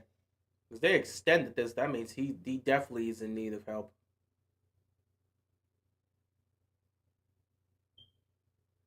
He wouldn't normally get something like this. But hopefully he is okay. Anyway, Dallas, trying to move the chains here. Great stop there on that pass because Dak threw that on a rope.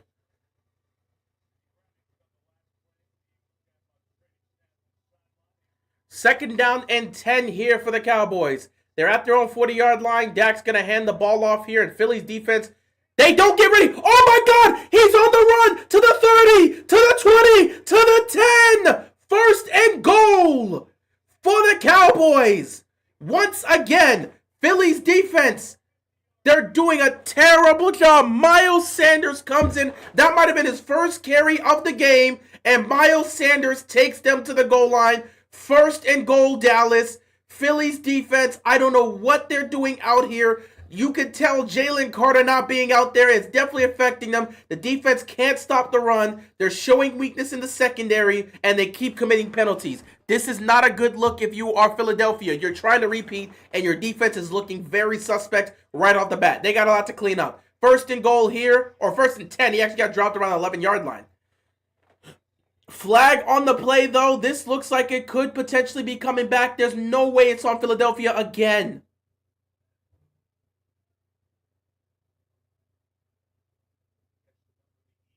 No way this is on Philadelphia, man.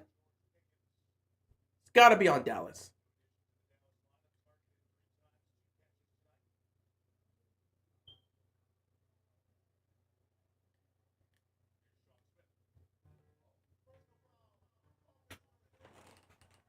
Oh, on the offense. That's crazy.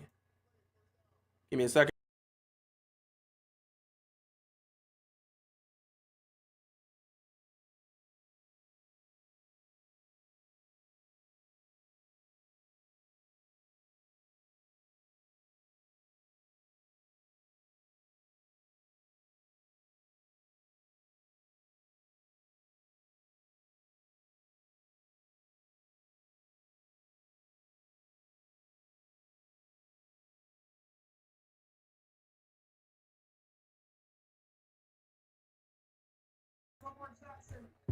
All right. First and 22. Dak takes a shot to the end zone. It's incomplete.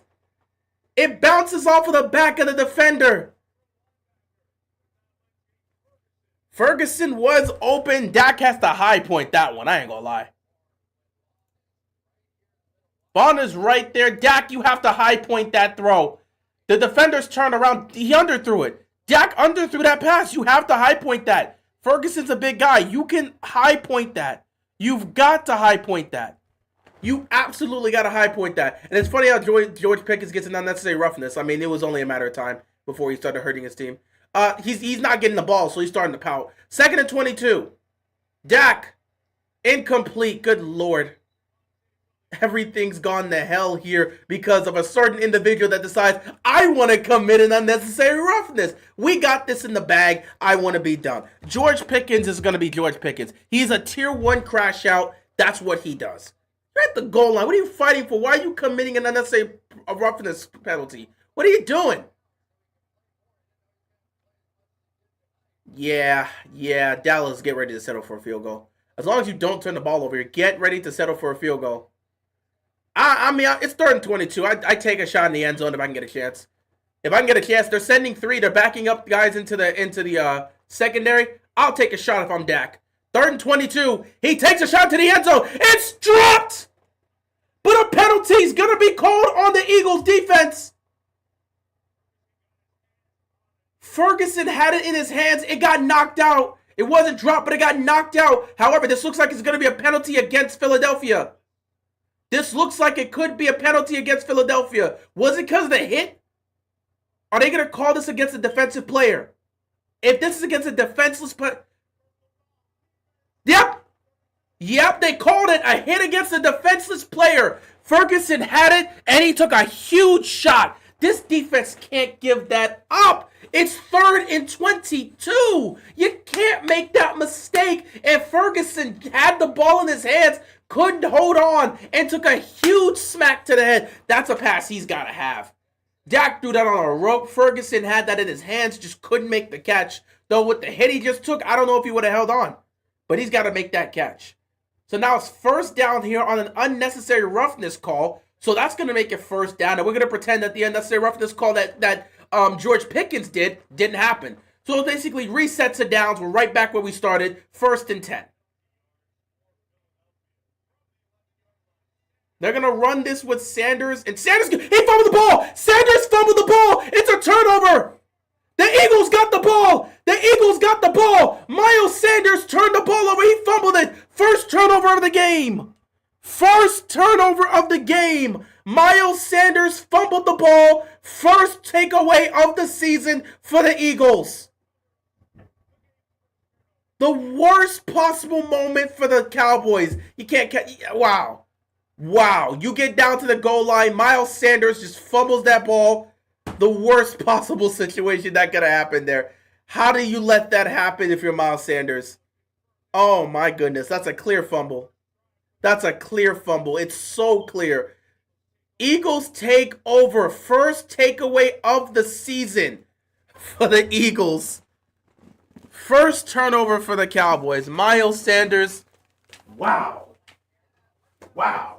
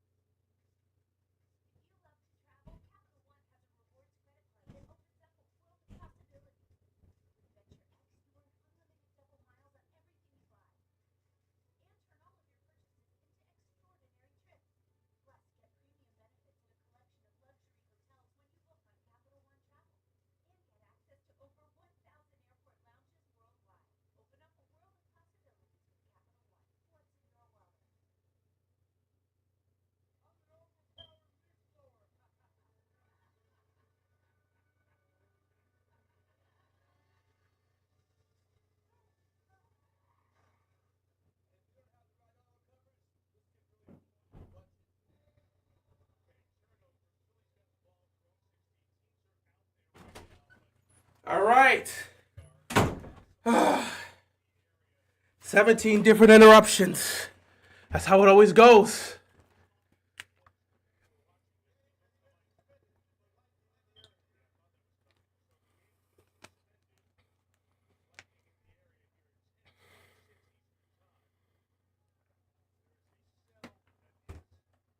Oh, man. Uh-oh. Oh, man.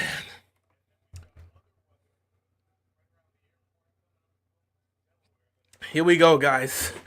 Opening night. So, of course, this would happen. We have a weather delay here. So the game has been suspended for now, which means this is going to be an extended night.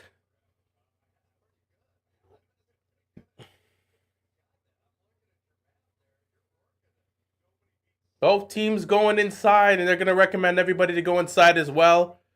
lightning has been showcased. Seems like the weather is potentially going to get worse over the next several minutes.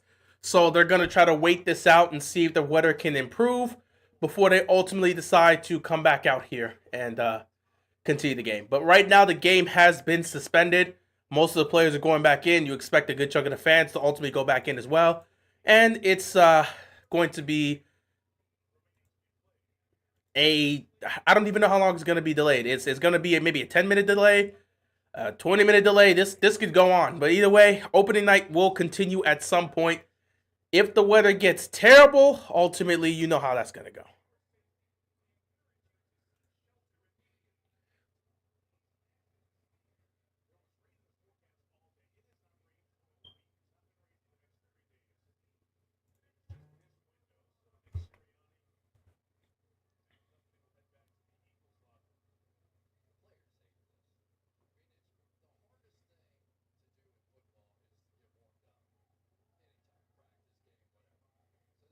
So we are officially at a weather delay. And due to us being in a weather delay, we we gonna be here for a while, just waiting. We don't exactly know how long it's gonna take, but we gonna be here for a while.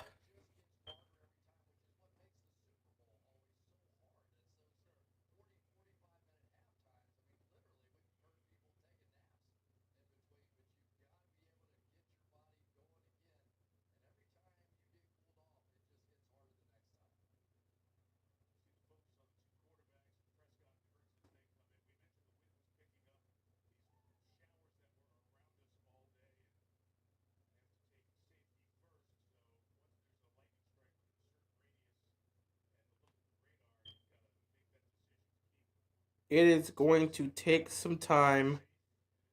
Ultimately, we'll just have to see how. Wow, look at this, man! It's ridiculous. Ultimately, it's going to take some time.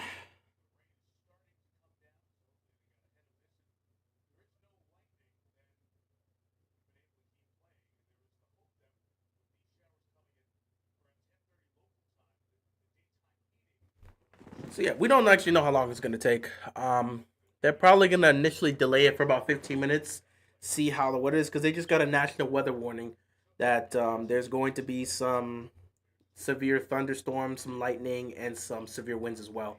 So due to that, it's one of the most annoying aspects of sports.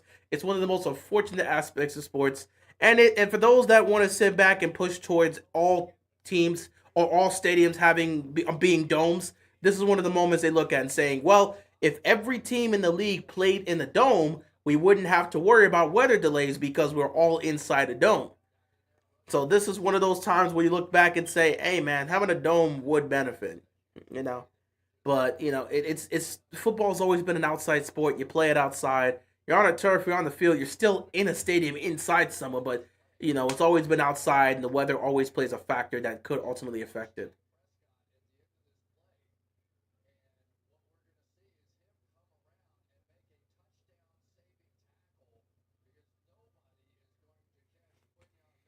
But we are in a weather delay, so it's gonna be quite some time, I guess. We can put that there for the most part.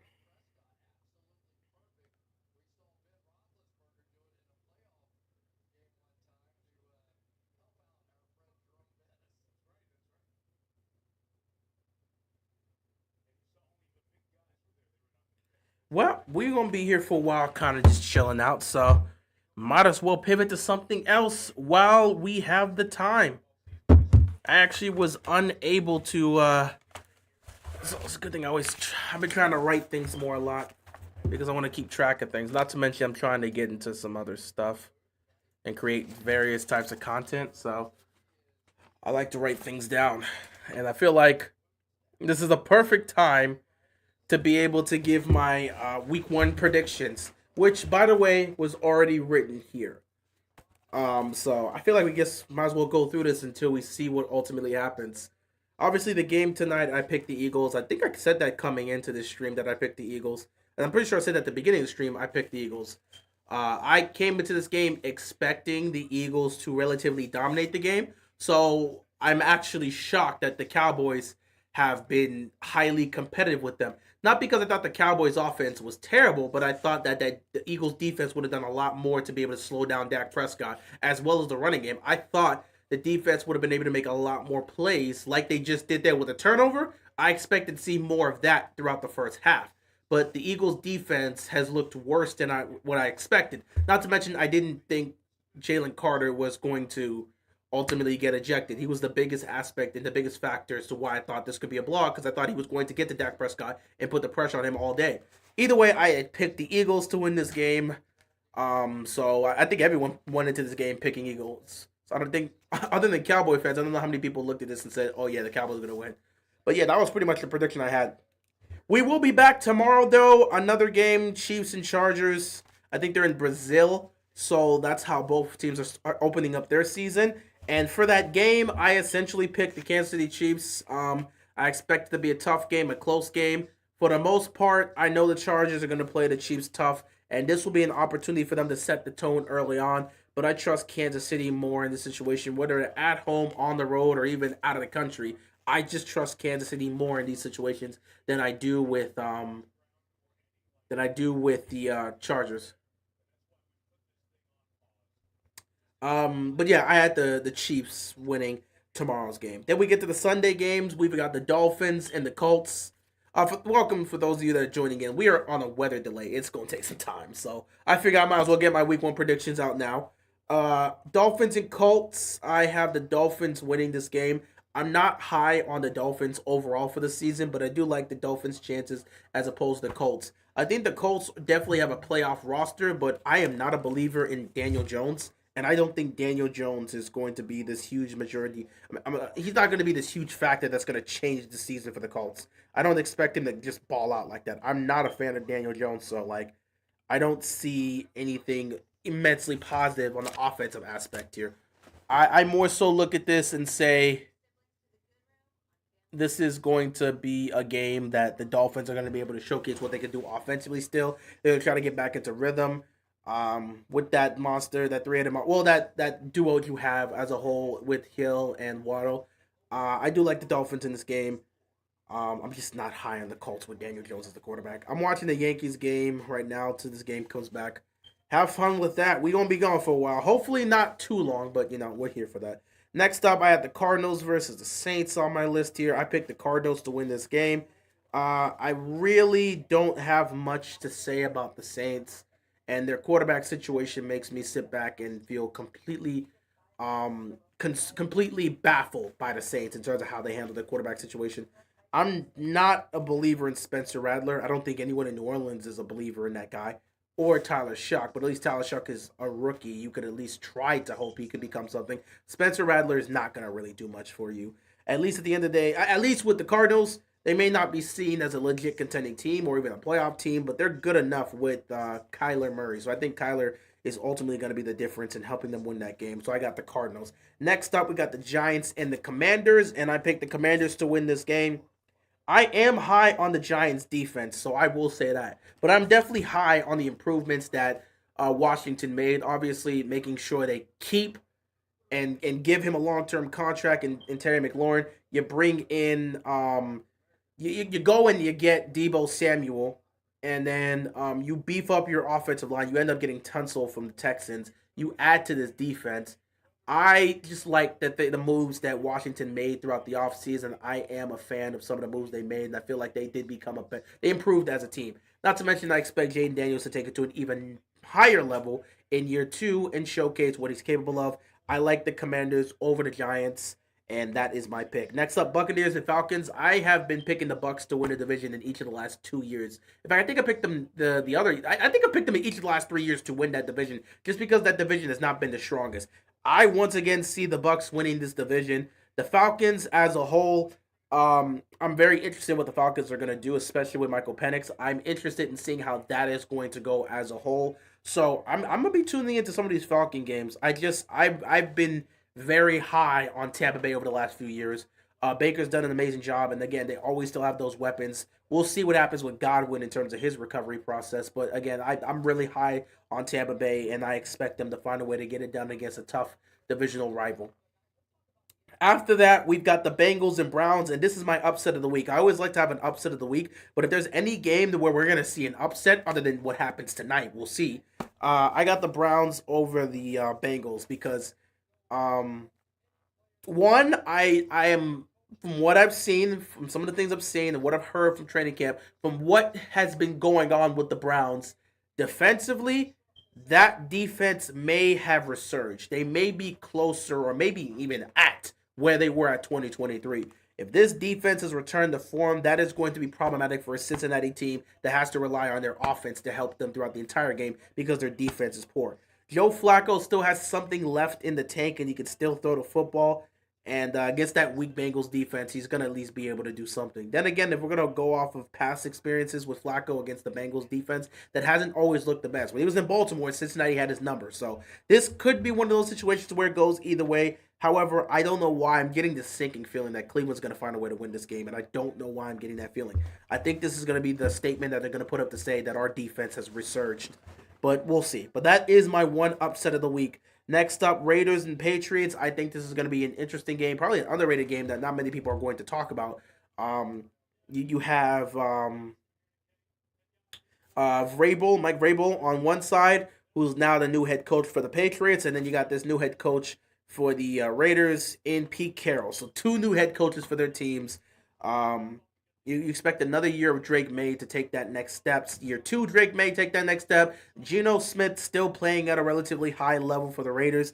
I don't know why. I really am high on the Raiders in this game. I think they match up really well, especially defensively. I'm not fully sure if the Patriots are going to start off fast. I think this could be a game where I'm ultimately wrong, but I really, well, I mean, I guess I could be wrong with all my picks, but I really don't know why. I feel like the Raiders defense is going to be problems for Drake May early on, and I feel like that could be the difference maker. Either way, I picked the Raiders in this game. Next up, we've got the, let me see, 1, 2, 3. I think we got the 4 o'clock games. Niners and Seahawks, an NFC West battle. I am high on the 49ers this year. I think they're going to compete for they're going to compete for the division and have a shot to make the playoffs. Seattle, again, I like Seattle as a team. I like their defense. I like what they have in terms of the offensive pieces, but I don't know what to make of Sam Darnold.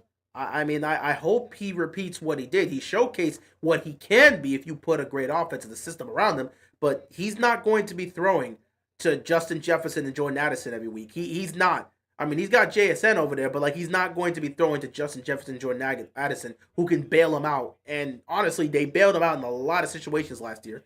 Either way, I still think Sam Darnold can play effective and play well. I'm just not too high on Sam Darnold, the quarterback.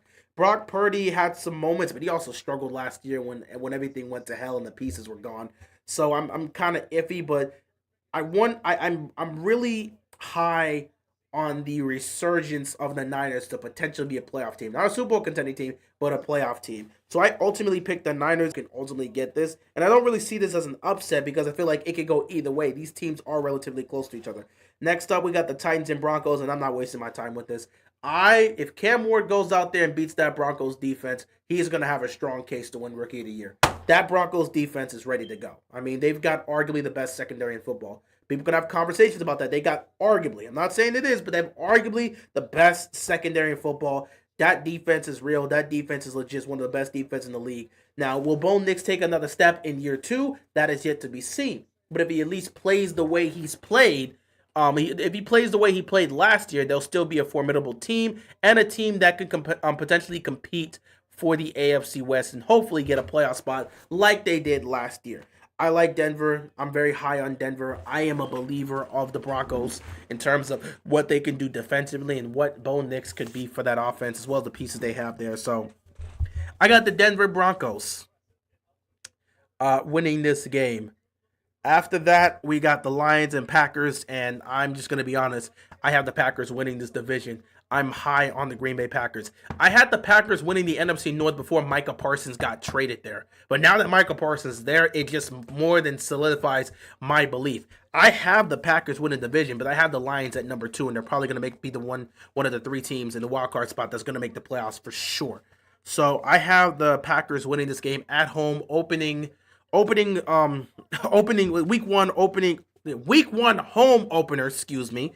for the Packers, and I just think they're gonna try to set the tone of the season early on against a tough Detroit team. And if Green Bay is able to set that tone, that division is theirs. But Detroit is coming to fight, and we will have to see how the Packers respond. Either way, I got Green Bay.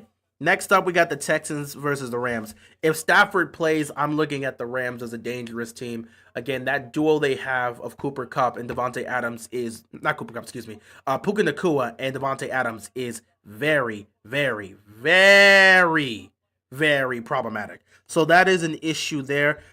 Texans, again, they got a really nice secondary, young defensive players. CJ Stroud, you expect to see a bounce back year, or at least you expect to see improvement from what you had seen in year 2, which again, I feel like a lot of people have to sit back and understand that there was issues with the offensive line, but more so, he lost 2 of his 3 main weapons for the year. That's obviously going to affect his performance. There was still games where he didn't look great, but still, when you lose your weapons, it's going to hurt. You're going to get those weapons back for the most part, so we'll see how things go. The Texans, no matter what happens in week 1, they're going to win the division. Texans are going to win the division. They're not in a tough division. They're going to breeze past and win the AFC South. But I do have them losing this game to the Rams. The Rams are the team that I have winning the NFC West overall. So I'm looking at this and saying, yeah, Rams are going to take this one for their home opener. Then we got Sunday Night Football between the Ravens and Bills, and I'm picking the Ravens for sure. On paper, the Ravens are the better team. They have the better offense. They have the better defense. From a roster perspective, from a talent perspective, they are the better team. The only difference is Buffalo is a better team when it comes to execution. The Buffalo is more consistent when it comes to executing in late game situations. They're more effective in late game execution and winning close games than Baltimore's. A lot of the losses Baltimore suffers are close game losses, and a lot of those losses are because of their late game execution, both offensively and defensively. Buffalo's better than Baltimore in late game execution and effectiveness in execution in certain situations. Their only problem is they can't do that against Kansas City. That's it. If Buffalo could execute in late game situations offensively and defensively against Kansas City, they would have already won a Super Bowl. That's just how it is. But yeah, I got the Ravens winning this one. I expect the Ravens to come out there and set the tone of the season right off the bat. And they're fighting with the Bills and the Chiefs for the number 1 seed, so this is an important game. And you want to start off on the right foot, and this will be the moment for the Ravens to do so. Not to mention, the motivation that comes into this. And again, they have to set the tone. They have to set a message early on that this year is going to be different from other years. The usual stuff that you expect the Ravens to do. They match up well against the Bills, and again, if they clean up the turnovers and don't turn the ball over, this could be a game that's similar to what happened when Buffalo came to Baltimore in Week 4, as opposed to what happened in the playoff game where Baltimore turned the ball over 3 times and put themselves in harm's way. So if the Ravens play a clean game, they dominate. If it's a close game, I think Buffalo has a higher chance of winning that than Baltimore, because Baltimore has not consistently done well in close game situations. They've won a good chunk of close games, but pretty much all of their losses over the last 4 years have been close game losses. Lamar has not gotten blown out in a game since Week 9 of 2021 when we took on the Cincinnati Bengals. That's the last time. Joe Burrow's one and only win against Lamar Jackson is the last time Lamar Jackson it's the last time a Lamar Jackson-led team, has been blown out. So we haven't been blown out in like 4 years. Yeah, that's the case. Last but not least, Vikings versus Bears on Monday Night Football. Give me Chicago. I really want to pick the Vikings, but I've always been precautious when it comes to rookie quarterbacks starting off. I'm not a fan of picking that rookie quarterback to just come in and automatically just win. I'm not fully sure I can trust that. I don't know what J.J. McCarthy is going to look like in this offense. Now, the thing I'll say is this. J.J. McCarthy has all the tools in the world to succeed. J.J. McCarthy has everything. Okay, he's got one of the most potent offenses in the league. When you get to throw to Justin Jefferson and Jordan Addison, you are good. And I'm pretty sure they also have T.J. Hawkinson as well. You've got talent. I think they got T.J. Hawkinson and Aaron Jones as well. He's got talent all around. There's no concerns in terms of the level of talent he has, but I'm not fully sure. Meanwhile, I do have a little bit of high expectations, not like immensely high, but I have a little bit of high expectations in terms of improvement for Caleb Williams under Ben Johnson's system. So we'll see. I like Chicago in this game for the opening night. And that's pretty much my week 1 picks for this week 1 matchup. Eagles, Chiefs, Dolphins, Steelers, Jaguars. Cardinals, Commanders, Buccaneers, Browns, Raiders. Um, oh my God. Raiders, Niners, Broncos, Packers, Rams, Ravens, and Bears. I have no. Did I speak about the Steelers and Jets and the Panthers and Jaguars? I don't. I think I may have accidentally skipped that and got to the Cardinals. My mistake. I don't think I talked about the Steelers and Jets. Steelers and Jets. I got the Steelers. Okay, I think Aaron Rodgers is going to take revenge against his former team, and I expect that Steelers defense to return to form and bring absolute hell to Justin Fields, who again I'm interested in seeing how he's going to do in this Jets offense, but I'm not too high on the Jets. I got the Steelers. And then Panthers versus Jaguars. I am interested in seeing how the Panthers are going to take that next step and develop. I hope to see more from defensively, I think they're gonna be relatively solid. But I expect to see more from Bryce Young here. When he got benched, it looked like it was all over for him, but he actually, once he had that opportunity, because Andy Dalton came in, and then unfortunately Andy Dalton got in an accident, and then Bryce Young ends up coming back out there. And once Bryce Young won his job back due to the circumstances, he looked like an entirely different quarterback. If Bryce Young, the way he played at the end of the year, if he can bring that to this year, the Panthers could be an interesting team to potentially try to challenge for the NFC South. But we'll have to wait and see. Anyway, I got the Jaguars winning that game. When Trevor Lawrence is healthy, this team is usually vibing and winning. Last time we remember seeing him fully healthy was when they were trying. They ultimately fell short, but they were competing to get the number one seed in the AFC. But, they lost to the Ravens in that primetime game, and it was just all downhill from there. But, yeah, Jacksonville, again, defense is still going to be great. Offensively, again, you've got some nice pieces, and I'm interested in seeing how Travis Hunter's rookie year is going to go and what type of repertoire he's going to have with Trevor Lawrence. So, yeah, I got the Steelers and I got the Jaguars. Those were the two games I think I forgot to speak about. So, my mistake for that. But, yeah, week one winners for me: Eagles, Chiefs, Dolphins, Steelers, Jaguars, Cardinals, Commanders, Buccaneers, Browns, Raiders, 49ers, Broncos, Packers, Rams, Ravens, and Bears. So that is my week one predictions. Since we are still waiting because we ain't got a choice.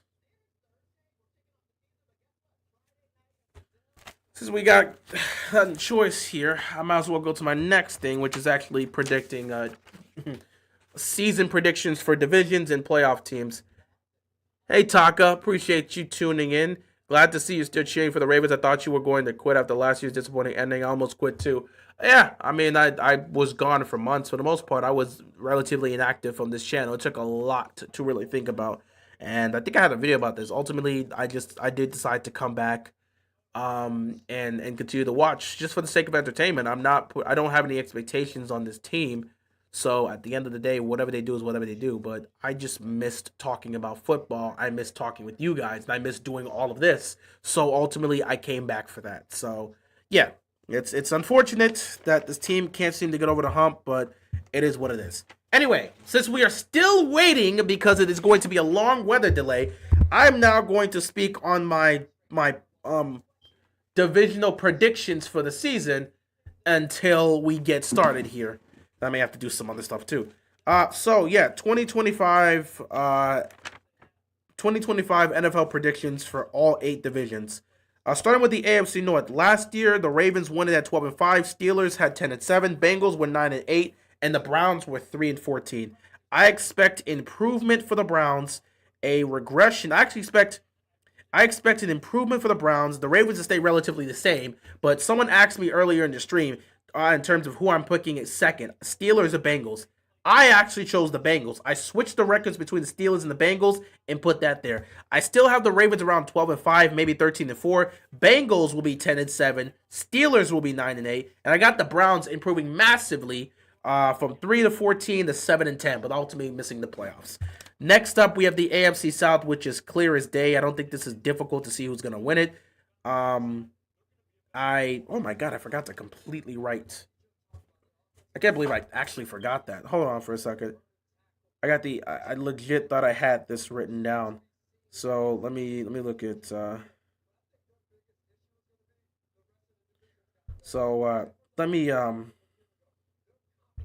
let me take a look at the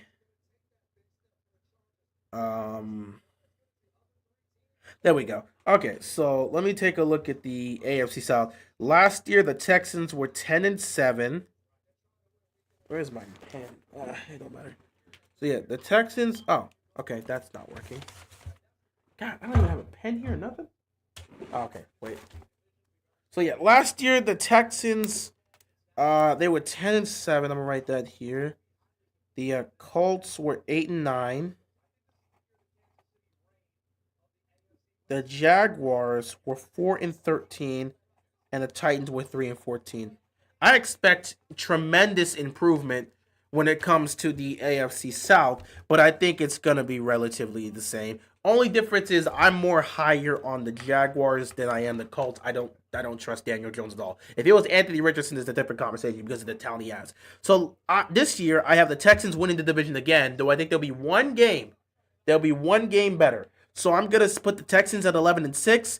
I'll have the Jaguars at 9-8, as opposed to where they were last year, 4-13. I think it's gonna be a much healthier season for Trevor Lawrence, and they'll try to compete. I have them potentially going 10-7 and fighting for a wild card spot, but I'm not fully sure yet. I think they may come up short. I got the Colts at 9-8 as well. I'm thinking maybe a little bit towards 8-9, but I'll put them at 9-8. And I think the Titans are gonna have a relatively successful season with Cam Ward, but they're not gonna make the playoffs just yet. 8-9 season for the Titans.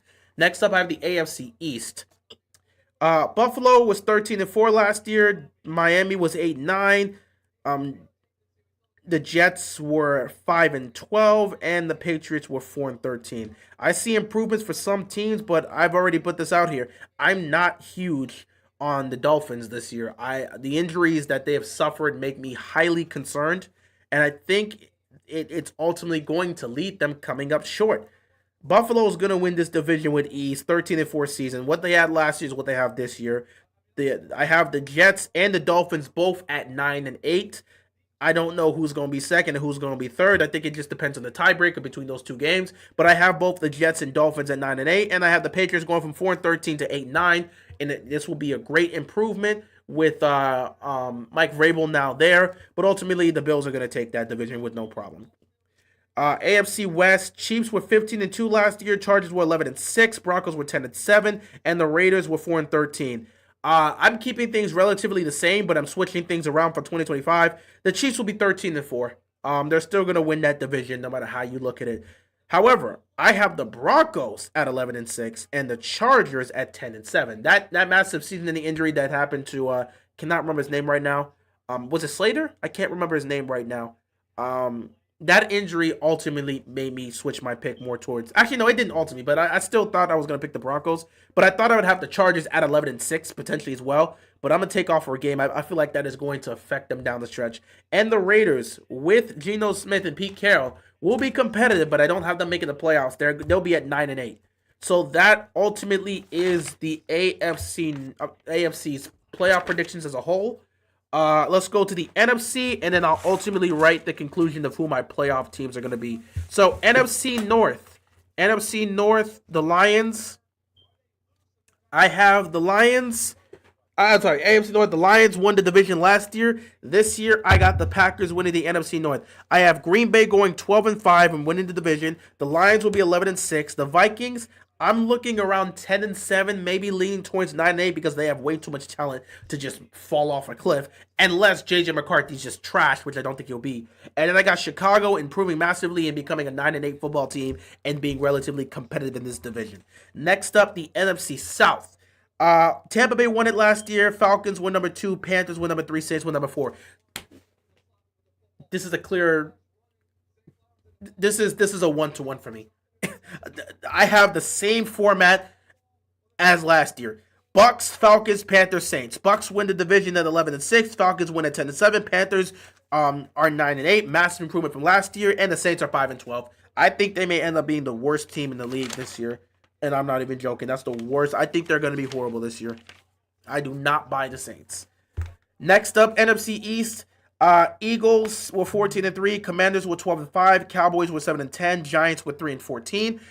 This year, I still have the Eagles winning the NFC East. Maybe I guess it's going to be the first time in a long time that someone in the NFC East goes back to back. I have them going 14-3 again. Maybe 13-4. Maybe 13-4. Though I'm not gonna lie, based off of tonight, I'm concerned about that defense. which I'm concerned about it, but someone that wants the Commanders to win the division, I love seeing their defense be this weak. I hope it's weak like that all year. Commanders, I see them at 11-6 because they have a much tougher schedule this year than last year. So there may be some level of regression in that record, but they're still going to be competitive enough to make the playoffs. Cowboys will be 9-8, maybe 10-7, but I'm leaning more towards 9-8, and the Giants are going to be 9-8 as well. Though I'm also leaning towards 8-9 for them. I just put these out here as a possibility. Either way, I have the Eagles winning the division. Last but not least, we've got the NFC West. The Rams won it last year, followed by the Seahawks, Cardinals, and Niners. I see a complete flip overall. I see the Rams winning the division again. I have them at 11-6. However, with a healthy team for the Niners, that will put them at the number 2 spot in the division. I got them going 10-7 in the NFC West. Seahawks will be 9-8, but I also see the possibility of them being 10-7 as well and being right there with the Niners. And last but not least, I think the Cardinals will be a good team, not a great team. They will go 9-8. So that is ultimately my record predictions for this season. So with all of that together, I have to find... I know I had it somewhere else. With all of that together, I have to put out my overall playoff teams that I have for the season. And I'm trying to figure out where I put that paper. Did I write it down in the book? I think I may write it down. Let me see. Did I write this down? Yeah, let's see. No, I don't have it here in the book. That's unfortunate. I had my record predictions somewhere, but I just can't seem to find it right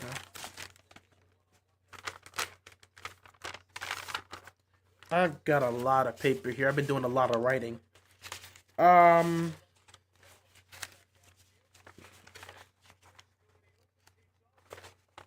Either way, God, I got a bunch of schedule predictions and stuff. Breaking down all the teams the other day to make this record prediction. This was not planned. It was supposed to be a video, but since I'm here right now, I might as well put up what I have. Let me see if I got that on the table or something.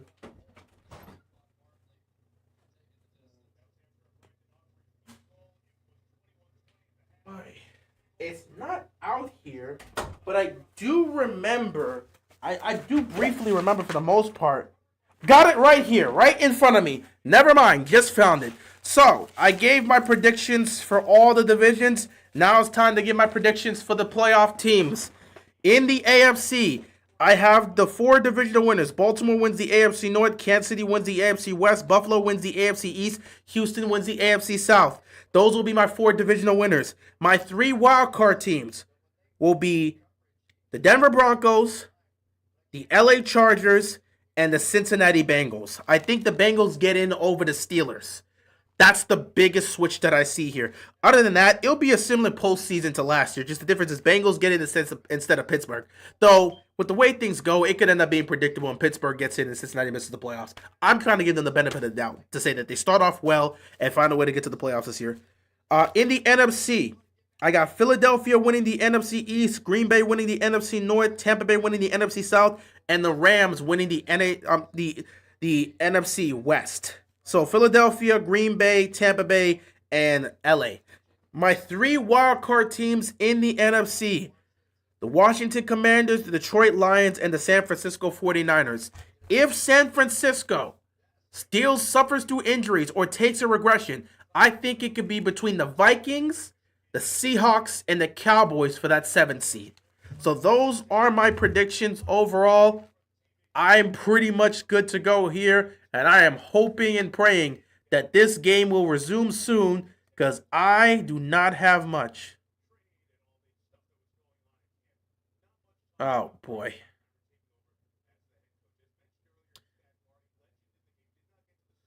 And as I'm saying this, there was a report that happened as I was out here doing this saying that 11:15 is when they think the lightning is going to clear, which means the game could resume at about 11:30.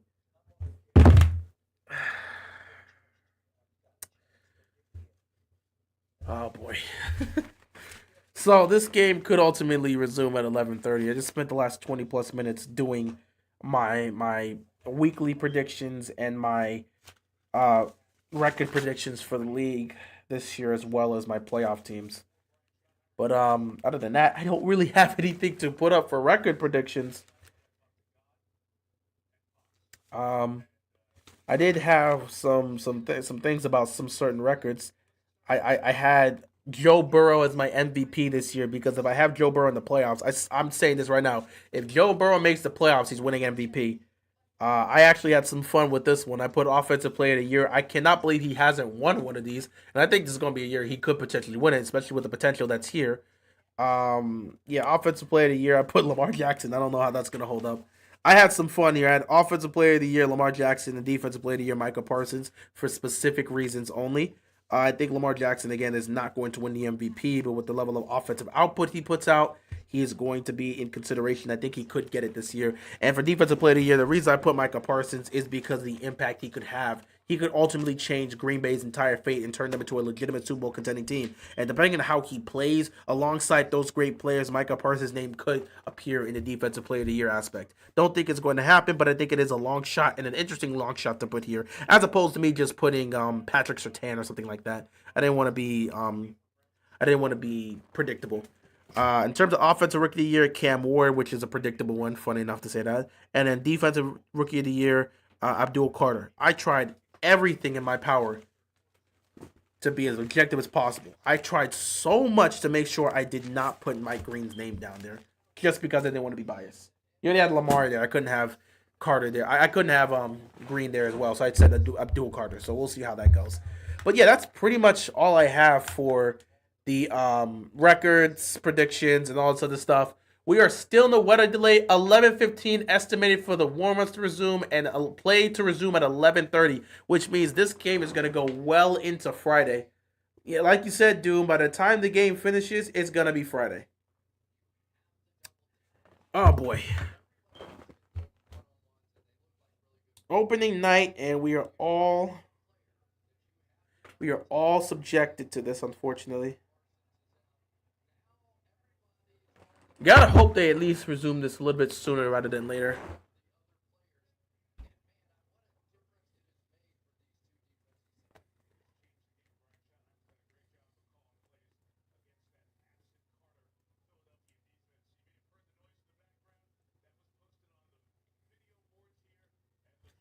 Well, warm-ups will occur at 11:15, and the game will resume at 11:30. So this game's going to 1 o'clock, guys. Strap in. Strap in.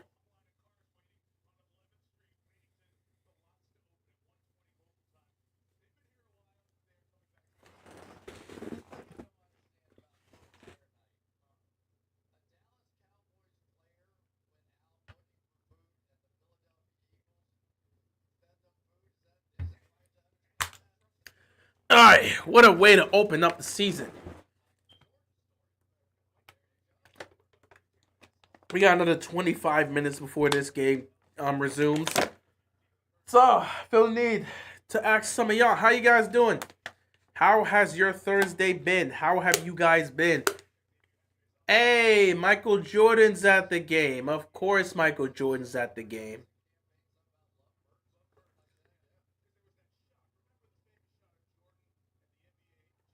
Worst thing is that they're not even going to talk about the game. Are you talking about the commentators?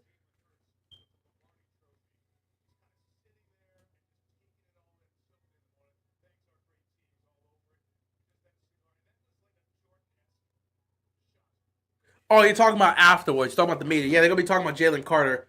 Well, that's gonna be a focus because I mean that's your best. That's the Eagles' best defensive player, and he gets himself ejected the first play of the game, the first action of the game on the kickoff. So yeah, that will be a huge talking point no matter what. What a way to start this off, though. A weather delay. All right, we'd be getting ready to see how the fourth quarter's going and seeing how this is gonna wind down. But I can't even lie. This takes the momentum away from both sides, man. It's crazy.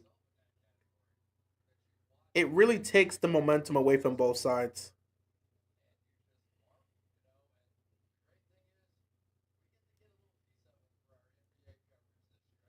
All right.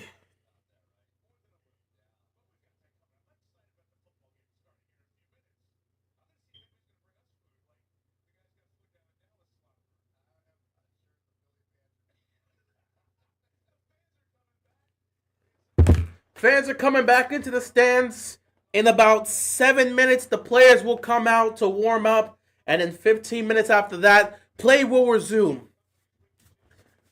So we are all just sitting here waiting. They're gonna go on commercial break again as the players get ready to come out relatively soon. But how you guys been, man? I've been chilling, getting ready for the season. Obviously, got to be there on Sunday for the Commanders, so that should be a fun one. And then I got to race home afterwards for Sunday Night Football to make sure I'm here to stream that. So hopefully that will be the case. But things can get crazy. We don't know how things are gonna go. I'm really hoping for the best in terms of being able to get back on time. But other than look, Drewski riding a dolphin. He's on a green screen. But yeah, it's been pretty chill so far. Just getting ready for all of the crazy action that this season is gonna bring. I don't know how things are gonna ultimately work for I don't know how things are gonna ultimately work out for the Ravens.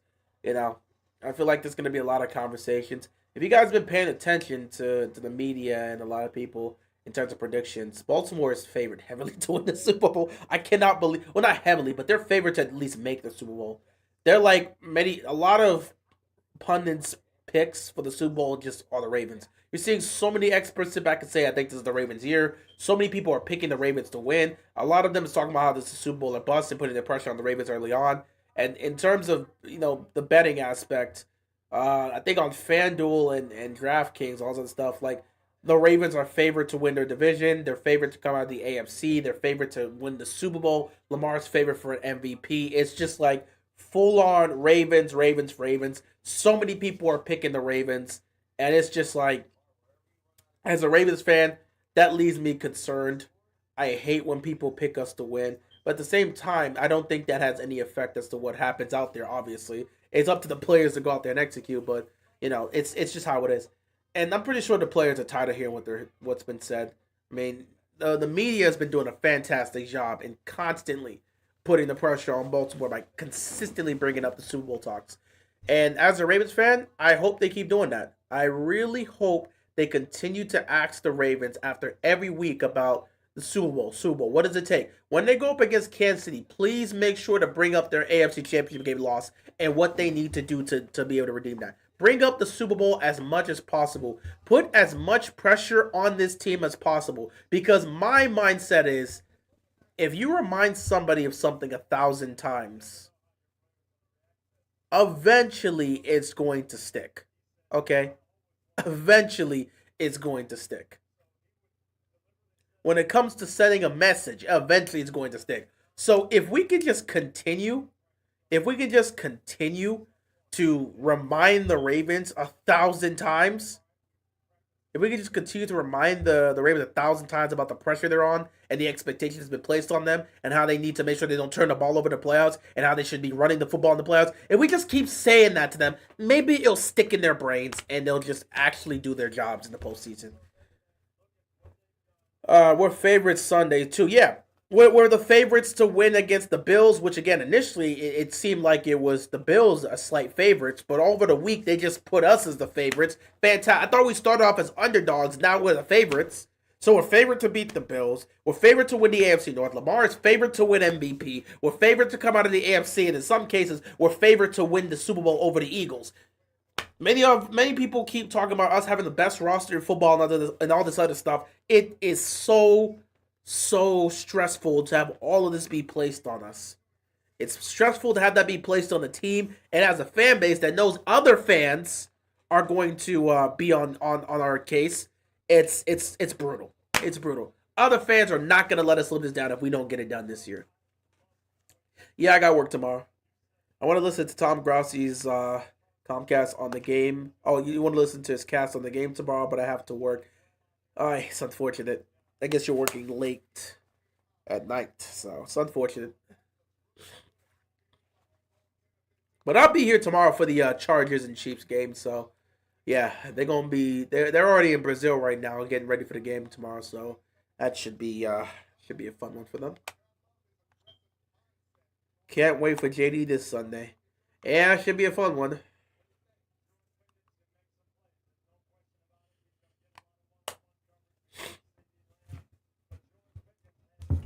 But yeah, with all this pressure being put on the Ravens, I do hope eventually they just like wake up and handle business and get things done, because it's getting tiring watching these guys just stink up the joint. Like, please stop playing like trash. Please stop playing like trash. I'm begging you to stop playing like trash. Still pissed that Lamar was robbed the MVP. I truly do not care, and Lamar truly does not care. The only thing I'm pissed off about is that we didn't beat Buffalo and get to the AFC Championship game because we had a shot to try to go to the Super Bowl. I'm pissed about us losing to the Bills. I could care less about another MVP trophy, especially because we know he's in his prime. He's probably going to be up for another trophy this year. I want to cuss at my boss for that, but I can't because I need money to pay for my phone bill. I feel you. This is the most excited I've been for a season in my life. Yeah, it should be a fun one, hopefully. The players are already getting ready to enter the field. They're actually coming out now. Warm-ups obviously resume at 11:15. It's 11:14 now, so they're actually heading onto the field now. And within the next 15 minutes, game will resume. So that is cool. But yeah, me personally, I'm not really overly concerned about the MVP trophy. I'm not here to cry or complain about that. I didn't even cry or complain when Josh Allen won it. I gave him all the credit in the world and said, congratulations, bro. You won your trophy. Good for you. Way to go. Even Lamar told him go win something. Super Bowl MVP, just go win something. And he did. So, again, these guys aren't here to really care about these awards. The goal is to win a Super Bowl. And every year you fail to do that, it stays on your mind. And we failed to get it done. And it's tiring to watch the Ravens harm themselves because of self-inflicted wounds over and over and over and over and over and over and over and over again. Enough with the injuries. Stop hurting yourselves. The Ravens got to be a group of masochists because they take pleasure in hurting themselves. They take real good pleasure in hurting themselves, which is ridiculous. The Ravens' biggest problem is turnovers in the playoffs. Their defense can't create turnovers, and their offense can't stop turning the ball over. Those two, that combination is deadly. A defense that can't create turnovers and an offense that can't stop turning the ball over is a deadly combination to have in the postseason, and that will get you eliminated every single time. So whenever it finally clicks in the Ravens' heads of what they should be doing, whenever that happens, we'll win a Super Bowl. Will this year be the year where it clicks? I have no clue. Will it ever click? Who knows? I hope so. Anyway, the players are coming back on the field. We had a 45-minute delay? Maybe more than that? Nasty. Huge delay here. And we still got another 15 minutes because they're not going to resume play until 11:30 because the players have to warm up again. Gotta warm up.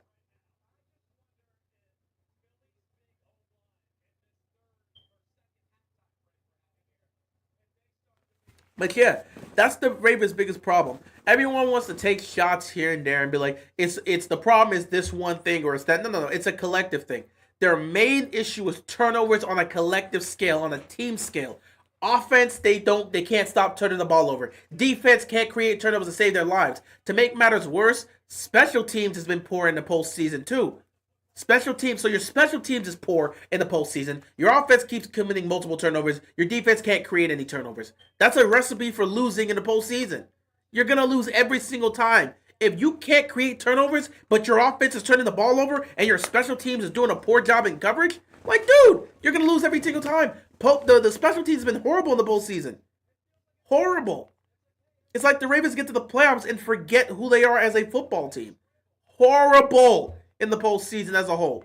And people want to lean on one guy and just blame Lamar or everything like that. Lamar is a part of the reason why we lose, but he is not the only reason. It's the offense as a whole committing turnovers, such as Mark Andrews fumbling the ball, such as Zay Flowers fumbling the ball. It's the offensive line that can never seem to protect Lamar Jackson or do their jobs properly, such as Ronnie Stanley in the AFC Championship game, letting that strip sack happen because he couldn't properly block. Or Tyler Linderbaum snapping the ball above Lamar Jackson's head, and he has to go reach out for it and then try to pull it down, try to make a play, and he fumbles the ball. Like, it's these mental mistakes that this team makes as a whole that hurts them. And then defensively, they can never create turnovers, and they never help put the Ravens in a good position. Special teams stink, so they're not doing their jobs either. Well, they've stunk in the playoffs. They've done a good job in the regular season, though last year was pretty poor. But they've been relatively good in the regular season. Playoffs, who has a special teams? Lamar Jackson, the Ravens offense have never started off in the opponent's territory in the postseason. Not once. In the 8 playoff games Lamar Jackson has played in, every single time he has stepped foot on the field, he has been in his own territory. He's never started a drive in opponent's territory. To start the playoffs off last year, we had to go on a 96-yard drive. Opening drive at home against the Steelers. 96-yard drive. Like, what are we doing? We always have to go on these long drives. You think the Bills will be the 1 seed in the AFC with how easy their schedule is? Only threats they have are the Ravens, Chiefs, and Eagles, and maybe the Steelers, Bengals, and Bucks. Eagles aren't in the AFC, so they wouldn't have to worry about that. And the Bucks aren't in the AFC. If you're talking about will they have the best record in the league, by all means, but Buccaneers and the Eagles are in the NFC. If you're talking about will the team, oh, you're talking about who they play. Okay, I guess you're talking about who they play. Yeah, Ravens. Okay, my mistake, John. My mistake. You're talking about the people they play. In terms of outside of the division, they got to deal with the Ravens, the Chiefs, the Eagles, the Steelers, Bengals, and Bucks. Do I think the Bills will have the 1 seed in the AFC? I think it's very highly that they will, but I don't count out Kansas City. Even though Kansas City doesn't have an easy schedule, Kansas City won 15 games last year while playing with fire all year and winning close games. If they've shown any level of improvement from what they were last year, they're going to be back to winning 14, 15-plus games. I think the Bills have the highest chance to get the number 1 seed because of the 3 teams that we're thinking that are competing for the AFC number 1 seed in Baltimore, Buffalo, and Kansas City. I think Buffalo easily has the best. They have the easiest schedule. So Buffalo has the easiest schedule. And all their main tough opponents, they play them in Buffalo. They get to play both Baltimore and Kansas City and Buffalo. That's an advantage. So I think when you look at all that collectively, yeah, I think the Bills have a high chance to be the 1 seed. And yet, despite that, I still don't think they'll end up as the number 1 seed. I think it's going to be Baltimore, Kansas City. But we'll just have to see how that ultimately goes. Warm-ups are occurring right now. Within the next 10 minutes, this game will resume. But everyone has to get warmed up because you were in the locker room for the last 40 minutes doing nothing but just trying to keep yourself mentally locked in.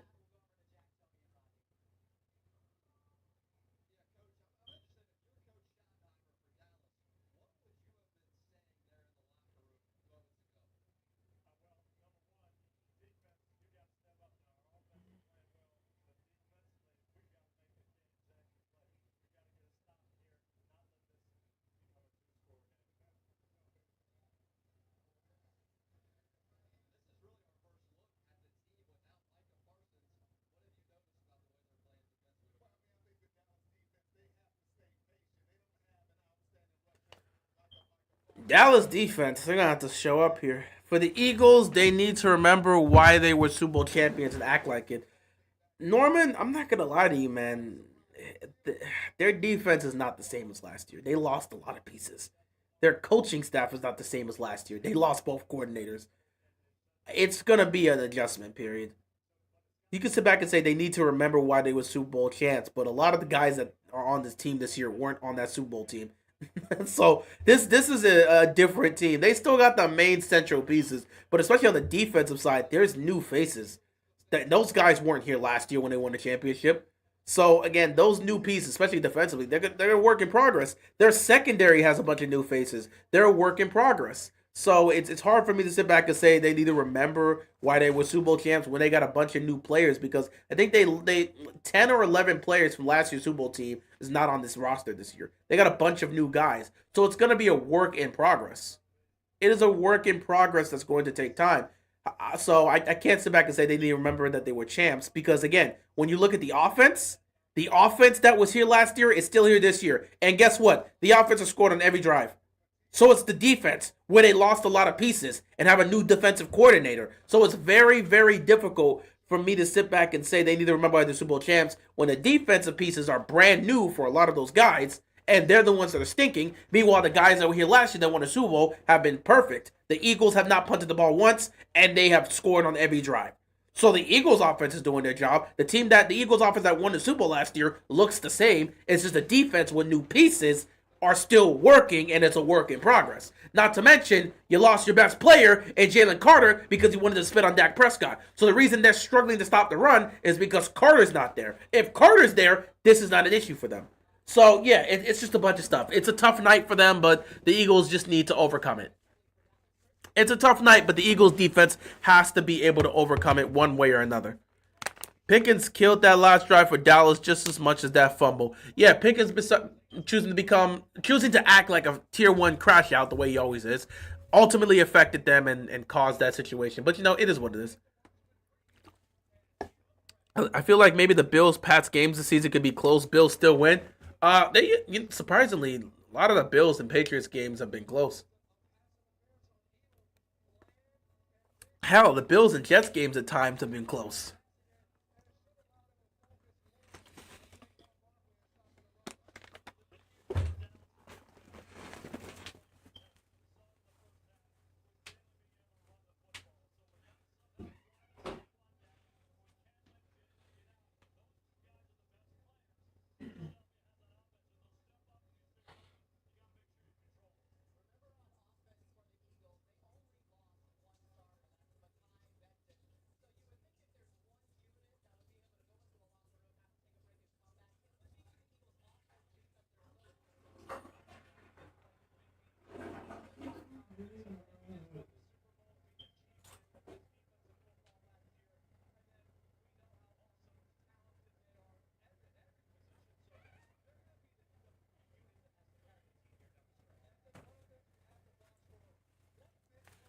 Boy. All the times Pickens crashing out in the past, I'm surprised he ain't ejected. He's always doing that, man. There's nothing you can do about that. Pickens is a tier 1 crash out, so a tier 1 crash out is going to crash out. You just got to deal with the nonsense from him.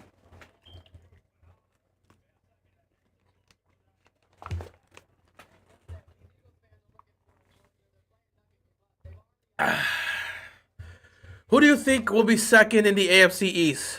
Jets. I said Jets. Did I say Jets? No, so I think I had Dolphins second. Let me see. Sorry, I just read my predictions and I think I had the Dolphins second. Let me see. Did I have the Dolphins second or the Jets? Let me see. I think I had the Jets second. Yeah, I had the Jets. Actually, I had the Jets and the Dolphins finishing with the same record, so I don't know who's going to be second. I have the Jets and the Dolphins both at 9-8, and I have the Patriots at 8-9. I think it's going to be very, very close. I don't see a situation where, again, especially we'll have to see if Justin Fields is just awful. It could change everything. But Justin Fields with the Steelers, he looked pretty damn good. Then again, that's a winning or that's a storied franchise. So that's kind of how you expect it to be. Oh wow, I forgot to close this up, and then fix some of this other stuff to at least. Well, oh, I didn't realize you were here, and then you guys can come up as well to try to fix that. There we go. Right, your background is fire. Thanks. I'm using a green screen, so it allows me to make my changes. So expect these type of backgrounds throughout my streams for these games. So Sunday Night Football, obviously, I'm gonna have the Ravens on one side and the Bills on the other side. But yeah, I have the Jets and the Dolphins finishing with a similar record of 9-8, and I have the Patriots at 8-9. So we'll have to see. Think the Bengals head coach is gonna? You think Zach Taylor's gonna get fired? I think Zach Taylor's gonna be fired because the Bengals are gonna miss the playoffs. It's because that weak defense acting like the Saints defense. I mean, yeah, it seems like the mid 2010 Saints. I actually do have the Bengals making the playoffs this year. Because again, despite that, what you gotta remember last year when they missed the playoffs, they missed it by one game. Meaning, if they would have been able to execute in certain situations, in key moments, despite how bad the defense is, if the offense shows up week 1 against the Patriots, they're in the playoffs last year. If the game bounces their way, in one of the two matchups, both in Cincinnati and in Baltimore, both those games came down to the wire. One went to the OT, the other they chose a 2-point conversion. If that game bounces in their direction, if they just win one of those two games, they're in the playoffs. So they've shown, despite the defense being bad, they could still win football games. They just need to get off to a hot start. If they could get off to a better start than 0-3, they could probably make the playoffs. But if they start 0-3 again, they're missing the postseason. So they have to get off to a better start. If they could get off to a better start, they could absolutely make the playoffs. And I think they'll at least get off to a better start than they did in 2024. So I do have them in the playoffs by one game as opposed to the Steelers. Because I just switched the Steelers and the Bengals this year. Steelers made it in last year over the Bengals. I think the Bengals make it in this year over the Steelers. But here we go. 11:29. The game is getting ready to start. Obviously, we're going to have to resume right where the game ended, which was Miles Sanders fumbling the ball at the goal line and the Eagles picking up. So first turnover of the game, first takeaway of the season for the Eagles defense. The Eagles offense will come on the field ultimately there, and that's how things will get started as we resume this game. But they're just sitting back and constantly talking about what happened with the Jalen Carter thing.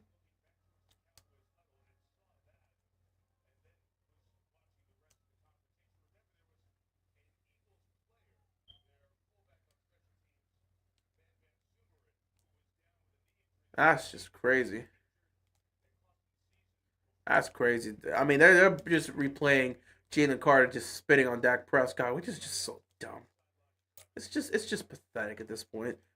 It's pathetic that a player of that stature, a player of his caliber, would just stoop so low to do something so dumb. Anyway, guys, it was a long 45 plus minute wait on this delay, but we are officially back. We can continue this game. 4:44 left to go here in the third quarter. As I said, Cowboys turn the ball over at the goal line. The game has resumed. So 1st and 10 for the Philadelphia Eagles at their own 16-yard line. So, yeah, the Dallas defense has to do a great job and make another. They got to make a stop here. They got to make a stop here. First down here, you give it to Saquon and look at the defense. They make a stop right there. Looks like they're coming out of that locker room with a little bit of a resurgence. Saquon loses a yard there. 2nd down and 11. It's been dead even. They went into the locker room with this delay, with both of them executing 39 total plays. That run was just the 40th play. Things are dead even between the Cowboys and the Eagles. It's been that type of game, and it's been really close between both sides. 2nd and 11. Hurts in the shotgun. It's going to take the snap. Pressure's coming. Hurts got to run. Hurts breaks out of a tackle. He puts the ball in the air and throws it out of bounds. Incomplete. Dallas's defense coming with some pressure. They're coming with the resurgence. They needed this.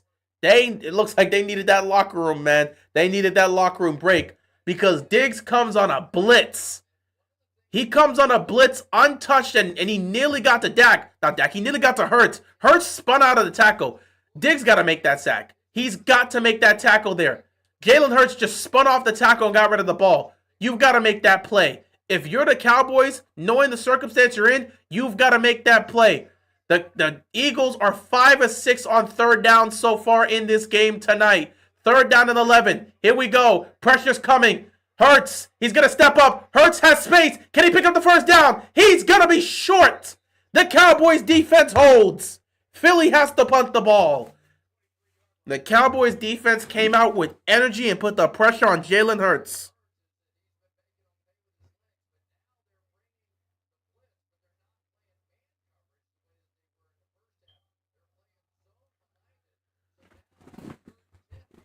Wow.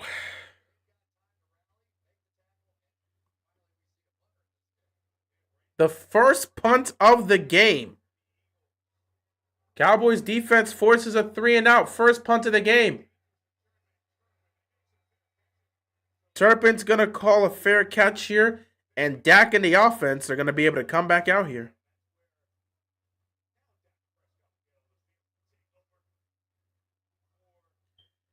Yeah, we got to use a little bit more.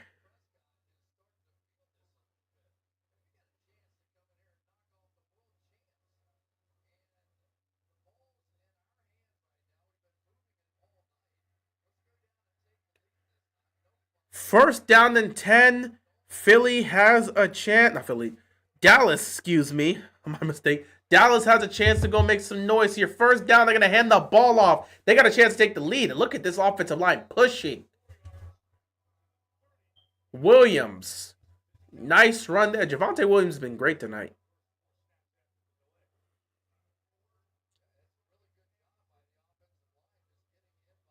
This O-line is doing a great job. They're just pushing for extra yards.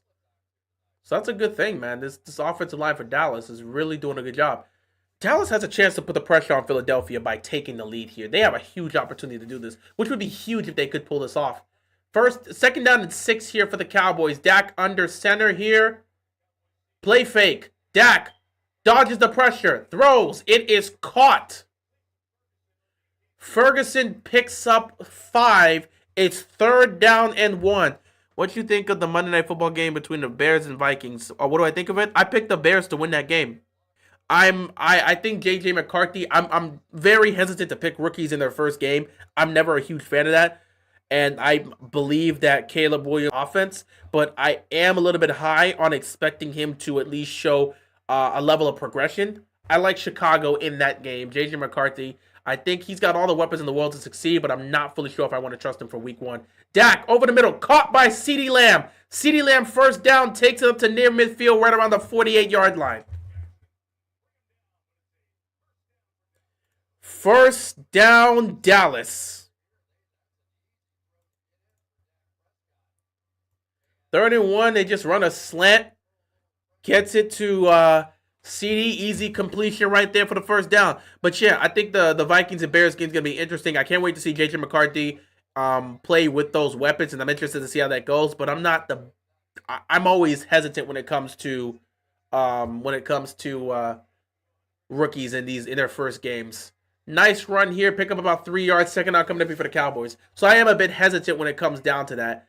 But yeah, I think I like Chicago in this game, especially they're home.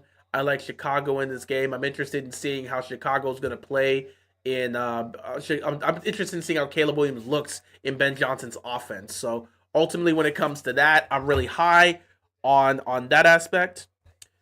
I know he's not a rookie, but he didn't play last year, so it's going to be his rookie season.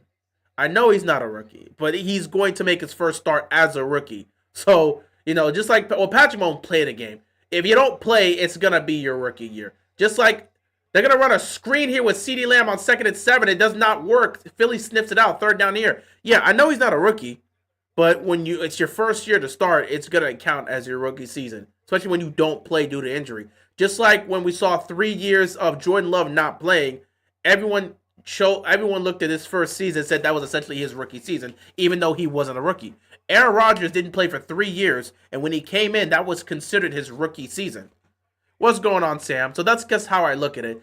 Either way, that's the end of the third quarter, one of the longest third quarters you possibly could have due to the 45-minute delay.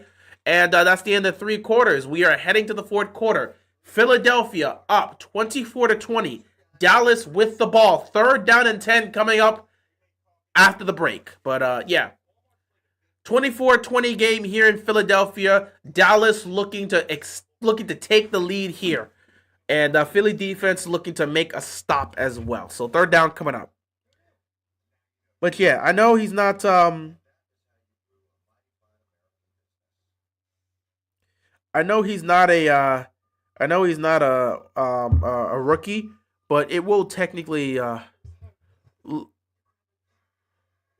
I know he's not a rookie, but he's essentially going to be a rookie on that field because this is going to be his first time playing in the in the league. I mean, other than preseason.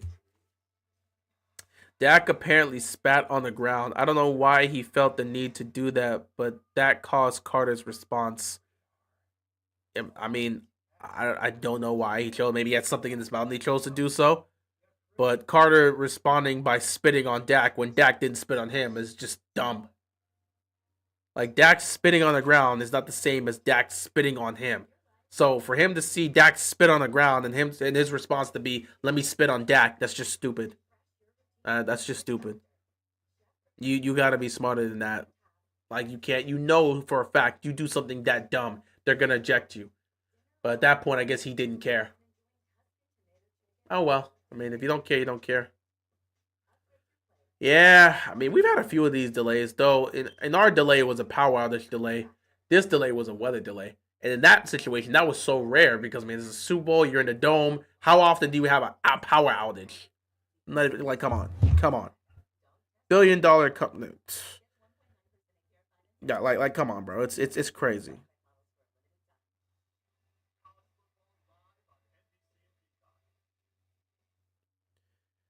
$1 billion company, and you can't even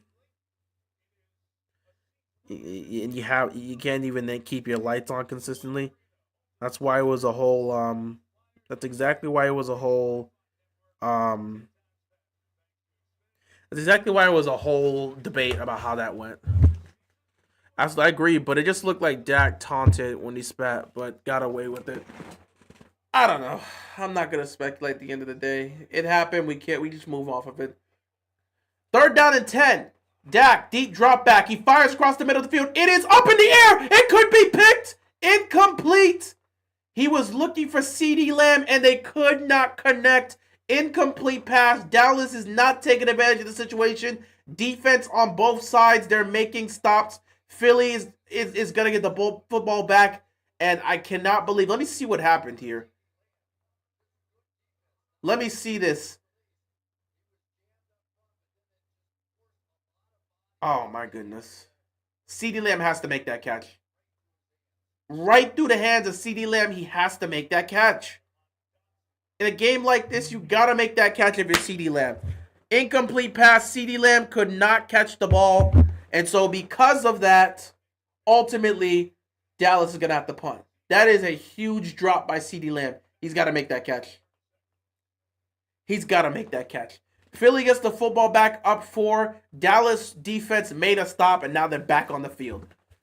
But yeah, CeeDee Lamb, you got to make that catch. You can't afford to make that drop in this situation, man. You got to make that catch.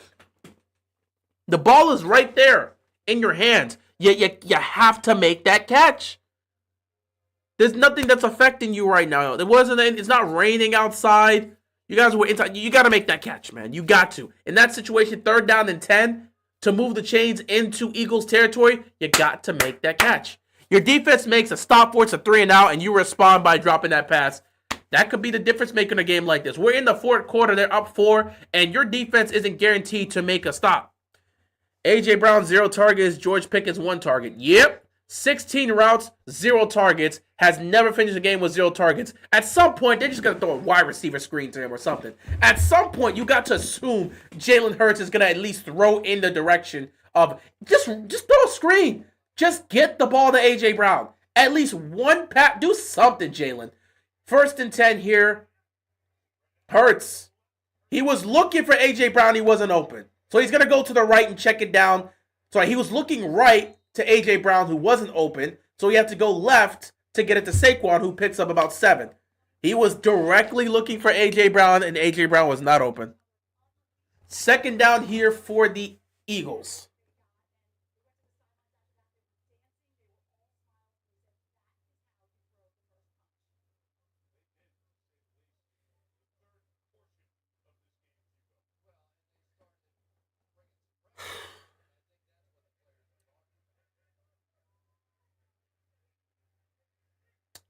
Second down and 2. Hand the ball off. And the defense does a good job in stopping Saquon. They stop him right at the line of scrimmage. He doesn't pick anything up. 3rd down here for the Eagles.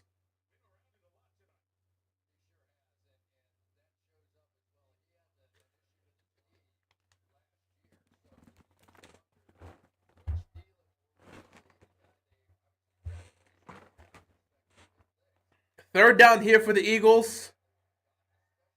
They're going to go with the tush push. First tush push of the season for the Eagles. Hurts got it. Oh, he didn't get it.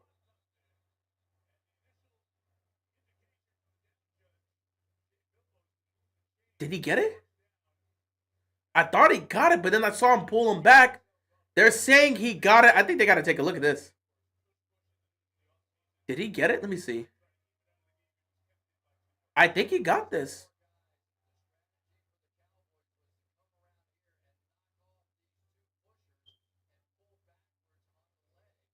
I don't think he got that. I don't think he got that.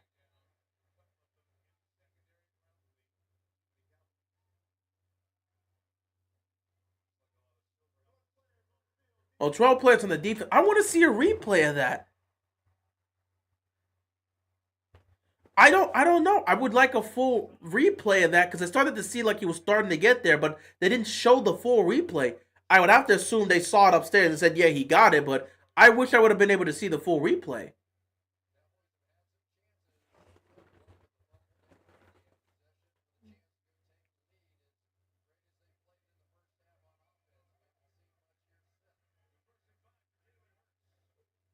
First down, you hand it to Saquon, and Saquon, he picks up 4. It's going here. He was close to the line, but they're going to say it's second down. Thought he got the first down, but I think they're going to say second down here.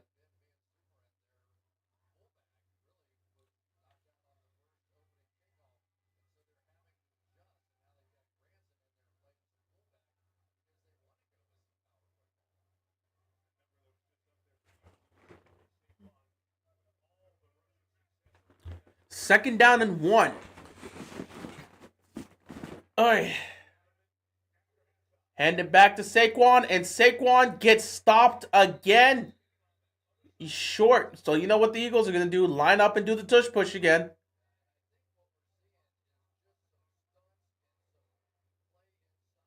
This is what Philly likes to do. They're going to wind this clock down, run the ball, move the chains, and keep things going. So you know what you do again. Third down here, you run the tush push.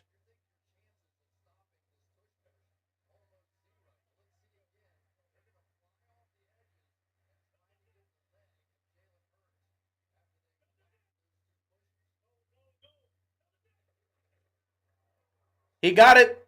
First down.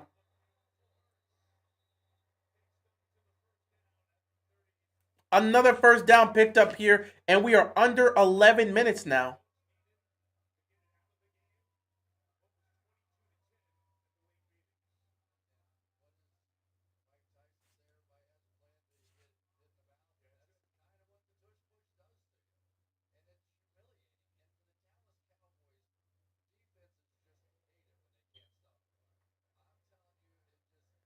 First down and 10 here for the Eagles. Clock is winding down here. 10:23 left to go in this game. Hurts, quick throw to Devontae Smith. Smith picking up some good yardage here. This is exactly what you need. A methodical drive to just go down the field. Dallas won't have enough time to really do much of anything. This is a long drive here. You just throw quick throws. You don't have to really take a lot of shots down the field. There's no reason to test their secondary out. You run the ball, you get quick throws, you pick up yardage, you keep the drive alive, you keep the chains moving. 2nd and 3 now, you hand that ball off. Hurts. He should have handed it off, but he does manage to get it to Saquon Barkley. And Barkley breaks a tackle and picks up the first down. Saquon Barkley just being Saquon Barkley.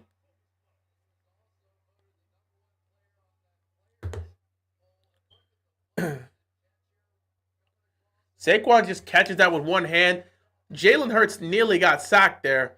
Just got out the way, put it up there, and it's a one-handed catch by Saquon. He freaking, he just stiff arms a man and picks up the first down. 1st and 10, you give it back to Saquon, and Saquon gets tackled behind the line. That's a violent tackle. Just laid him out. That's the exact type of defensive play you need to see when you're trying to stop the run. Great tackle right there. Houston just comes off the edge and immediately drops Saquon. He read it, broke through the offensive line, got to him, and just spun him down. So now you make it a 2nd and long situation here for the Eagles. Eagles got to make sure you give enough time for Hurts to find somebody. Saquon is on the sideline here. You got A.J. Dillon back in. You don't need to try to force anything if it's Jalen Hurts, but he's not they're going to have to call timeout here. Play clock winding down. Philly's got to call a timeout here. 24-20 game, 8:26 left to go. Philly's calling timeout here. 2nd and 14 when we get back.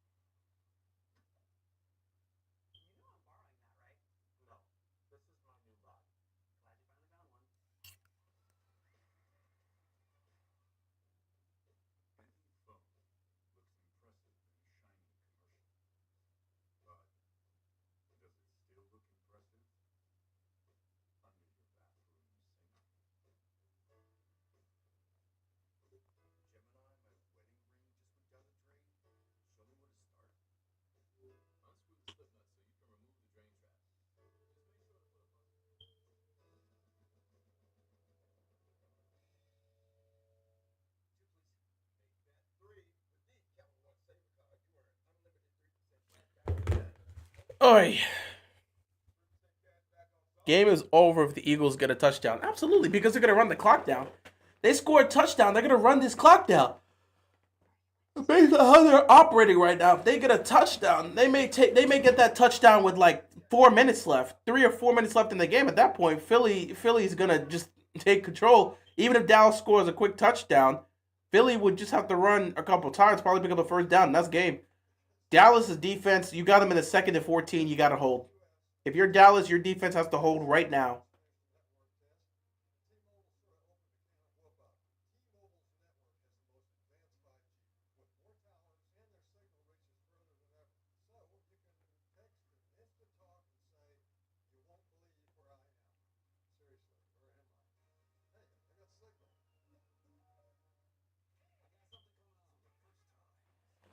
Oi. Game is winding down, and Philly's trying to go on one of those long, methodical drives that they love to do. To try to just bury a team. It's those brutal drives to just tire a team right now.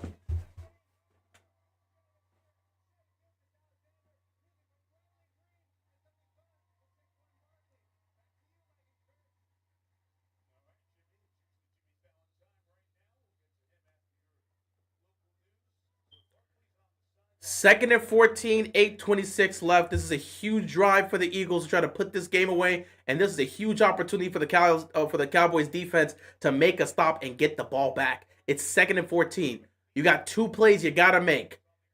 They can make a stop here. They get the ball back to Dak with plenty of time for them to try to take the lead. Hurts is gonna take the snap here. Pressure's coming. Hurts is gonna get out the pocket. There is a defender waiting for him. He has to throw the ball away. Incomplete. 3rd and 14 coming up here.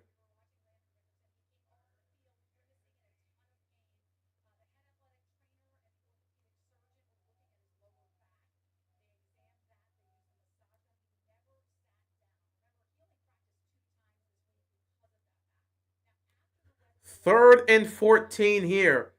Huge opportunity for Dallas to make a stop. Philly's offense is kind of slowed down here in the second half. You can tell the energy and momentum just kind of died for both sides once they went in for that delay. But 3rd and 14, huge opportunity here. Hurts takes a snap. Hurts, he's got time in the pocket. Hurts fires across the middle field. It's caught, but he's well short. Dallas Goedert gets it, but he's well short. 4th down. Philly's going to have to punt. Unless they want to go for this. Hurts looks like he wants to go for this. Sirianni's saying, let's go for it. They're keeping the offense out here. They're going to go for this. This is an opportunity to put a stranglehold on this game. But if you fail this, you're going to let Dak come on the field on a short field opportunity here. I don't know if they're going to go for this. It's 4th and 5. They may be looking to get somebody to jump. There's 10 seconds left. As long as nobody jumps, you're fine. You got to wait. They're going to try to get someone to jump. They're not going for this. They're looking for the jump. They're looking for the jump. Nobody's going to jump. They're going to punt this.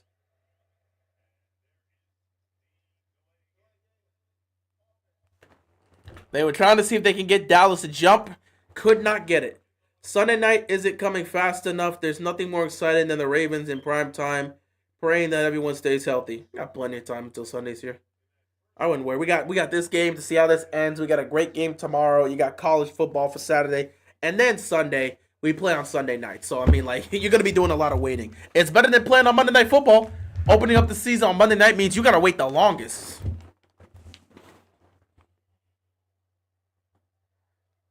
So, the Eagles are going to punt here and put the... Ooh, I don't like how that punt went. But he did put it in a good position, though. So, they're going to start in...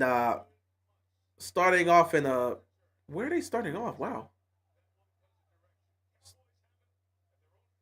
All right, they're starting off at the 13-yard line. Pretty good punt then. 7:20 left. Philly up by 4. Dallas has to go and score a touchdown here to put themselves in the position to try to win this game.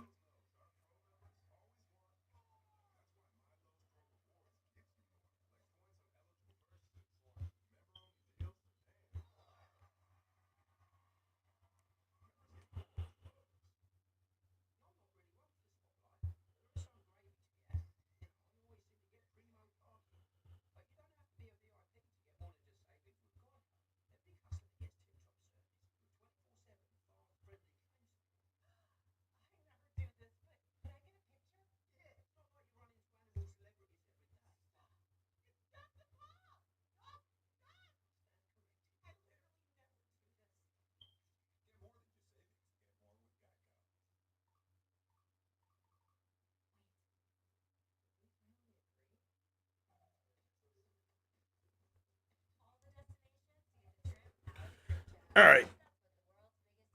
We will ultimately see how things are going to go here. This is a huge drive for the Dallas Cowboys. They've had two opportunities. Well, they've had an opportunity. I won't say two opportunities, but they had an opportunity to try to do something here, man. You know, it was you had two opportunities to take the lead because Philadelphia scored a field goal. Dallas went down the field, and then the turnover happened. Then your defense makes a stop. You get the ball, and CeeDee Lamb drops the pass. And now your defense makes another stop to get you the ball. Back-to-back punts here for the Eagles. Dallas, you're running out of time. You have to go down the field and go do something. Philadelphia, your defense has resurged itself in the second half. You haven't given up a single point so far in the second half.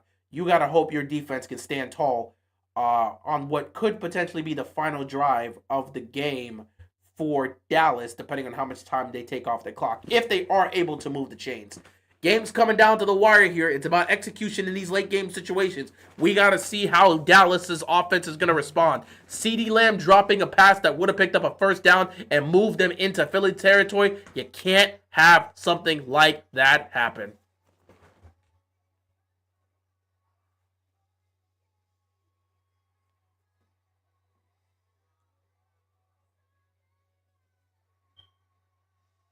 Yeah, we waiting for Sunday night. We are waiting for Sunday night. Anyway, let's get back to this game. 1st and 10 for the Cowboys. They're at their own 13-yard line. They are going to have to go 87 yards to take the lead. Dak in the shotgun here on 1st down. He's going to take the snap. Dak Prescott looks, fires, caught. CeeDee Lamb 1st down. He's going to go out of bounds. 1st down, Cowboys. This could be a methodical drive for the Cowboys to take the lead. CeeDee Lamb, 7 catches, 109 yards. He would have more yards if he didn't drop the pass. But yeah, 7 catches for 109 yards. CeeDee Lamb starting off well. He's going to go well over 1,000 yards this season. He may be challenging for 1,500 plus yards this year. But he's been great. George Pickens has just basically been there. That's hilarious. 1st and 10, Dak's going to take this under center. Hands the ball off, and the Eagles defense was right there to make the stop. Nothing you could do there. That's a loss of about 2 yards, maybe 3. 2nd down coming up here for the Cowboys. You're not going to be able to run on these guys right now. They've made those adjustments. They're not going to allow you guys to get the run off. So, Dak, you are going to have to start airing it out at this point because you can't afford to be in these 2nd and long situations. You got to start looking for some checkdowns early on 1st down. If you got to run a wide receiver screen or whatever, you got to do so. 2nd and long here for the Cowboys. Dak in the backfield. Dak checks it down. Oh, he breaks a tackle, but it's not going to be much of anything. And he's going to pick up maybe a yard or two, but not that much. Philly's defense is swarming right now. 6 minutes left in the game. If Dallas does not pick this 3rd down up, they're in trouble because they're going to have to punt and hope their defense can make a stop to give them another chance. It's 3rd down and 10. The Eagles are going to send pressure on this 3rd and long, so it's up to Dak to buy time. Dak needs to know they're going to send pressure here on 3rd down. They're most likely going to send pressure. Dak needs to buy time. The offensive line's going to do the best they can, but Dak is going to need to buy as much time as possible. They're going to send pressure, so Dak needs to buy time here. 3rd down and 10. Dak's going to take the snap. Deep drop back. Pressure's coming. Dak has to fire it. It is caught, but it's not going anywhere. Again, the pressure comes and there's nothing you could do. And the Cowboys offense goes 3 and out with 5:17 left to go. Now you got to hope your defense can make some type of stop. Dallas defense gets stopped completely. Again, Philly is able to get to Dak Prescott with a 4-man rush. That's how good their defense is. Look at this. And everybody in the secondary was covered, so there was nothing you could have done. Deep drop back, and they still got to Dak with a 4-man rush. That's how the Eagles defense should be looking. I don't know what the hell they were doing in the first half, but the Eagles defense has now looked like the Eagles defense we saw last year. This has to be a great punt. He's going to get that catch at the 25-yard line. 4:43 left. Will Dallas get another chance, or will Philly put this game on ice? We're going to find out relatively soon. A couple 1st downs here, and Philly's taking the win.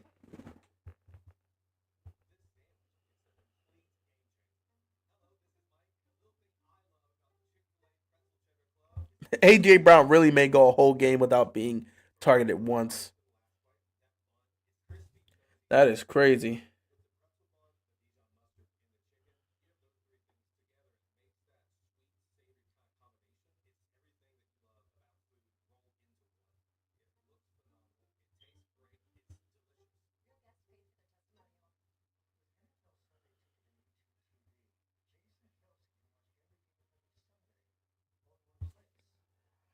All right, AJ Brown has not done anything. That's hilarious.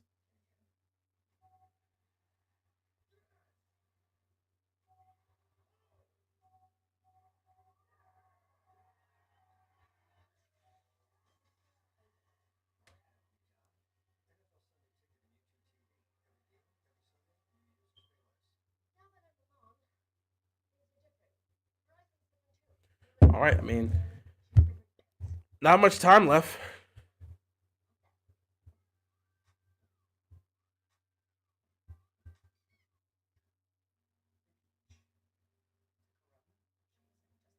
Not much time left here, but something's gotta give. Take a look at the stats tonight. I ain't gonna lie, this second half has really changed things up. First half, both sides were cooking. Second half, not so much, but still relatively okay. Dak Prescott, 18 of 27, 161 yards passing, no touchdowns, no picks, passer rating of 82.5. Jalen Hurts, 17 to 21, 140 yards passing, no touchdowns, no interceptions, passer rating of 94. Tight game here. Defenses have kind of tightened up for both sides. Haven't really seen much. CD Lamb has 7 catches for 110 yards. Turpin, 2 receptions, 18 yards. Ferguson, 4 receptions, 18 yards. Pickens, 2 receptions, 15 yards. And that pretty much makes up everything else. Dotson, 2 receptions, 55 yards. Goddard, 7 receptions, 44 yards. Barkley, 4 receptions, 24 yards. Devontae Smith, 3 receptions, 16 yards. And A.J. Brown has yet to be targeted. A.J. Brown, you know he got to be disgusted right now. Can you imagine having to play a whole game and you don't get a single target? I don't care. You got to force feed him the ball.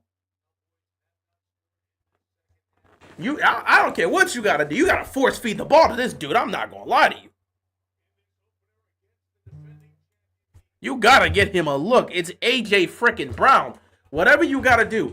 Philly's job is to put this game on ice. Go on a methodical drive and run this clock down. Saquon first down immediately gets stopped.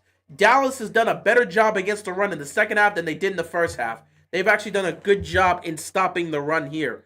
Second down coming up here, 4.5 left to go. Dallas defense knows they have to make a stop here and get the ball back to Dak Prescott for one more attempt. I don't know what the defense talked about in the locker room during that delay, but they came out here and decided they're going to focus on stopping the run. At some point, you've got to at least look towards A.J. Brown. Hurts. Nothing there, and he's got to take off again.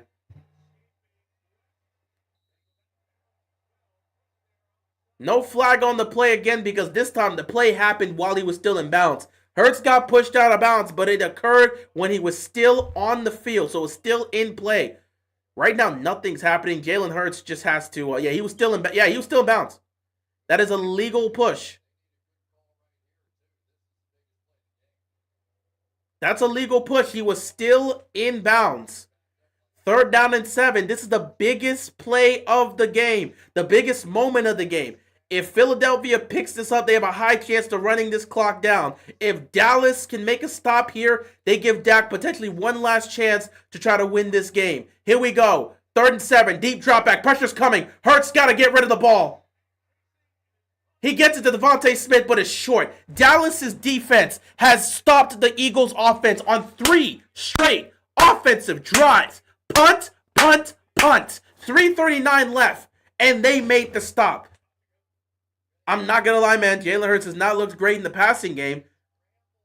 I mean, there's been some checkdowns here. He had one amazing throw, but I got to give credit here to the Cowboys' defense. This secondary has not given them much of anything.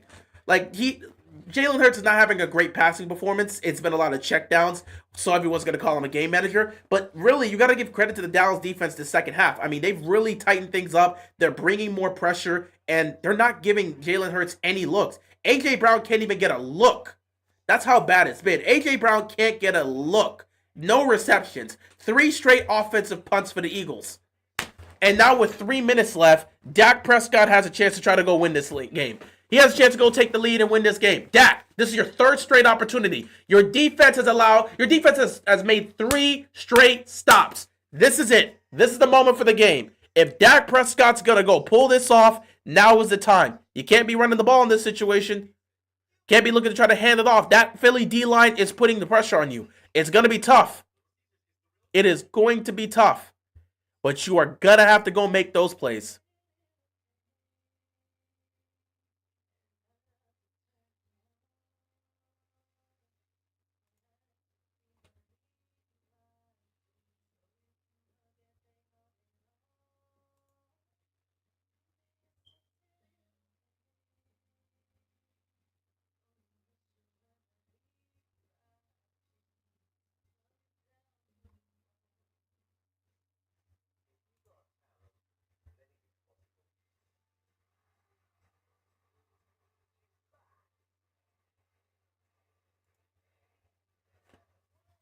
All right, man. This is time, man. This is time.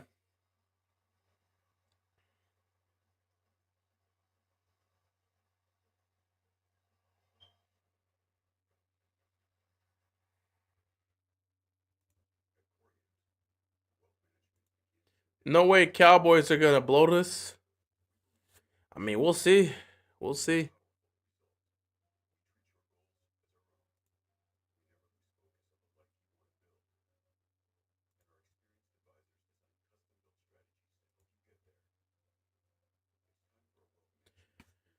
Three minutes left. Oh, boy. I think I'm having... That's perfect. I have some network issues. I still see that I'm on here, so I'm hoping that could stay the case, but I'm having some late night issues here because it's 12 o'clock and I've been on this thing for hours and having some issues here. I think I'm still on. But definitely having some late night issues with the stream here, which has always been the case here if you've been to my streams. But if we do cut off, you know I'll be back for that 2-minute warning. 3 minutes left in the game. 3 minutes left in the game. Here it is. This is the last drive here for the Cowboys. It's do or die. You've got to go down the field and take the lead. 1st and 10. Dak takes a snap. Checks it down. It is caught. Ferguson makes a one-handed catch and goes out of bounds. 2nd down coming up here for the Cowboys. This is it. This is their final drive of the game. They have to go down the field and score a touchdown to win this game. They cannot settle for 3. They have to get 7. 2nd down and 5 here. 2:57 left. They're at the Eagles' 23-yard line. Dak takes a snap. Dak pressures, fires, nearly picked off.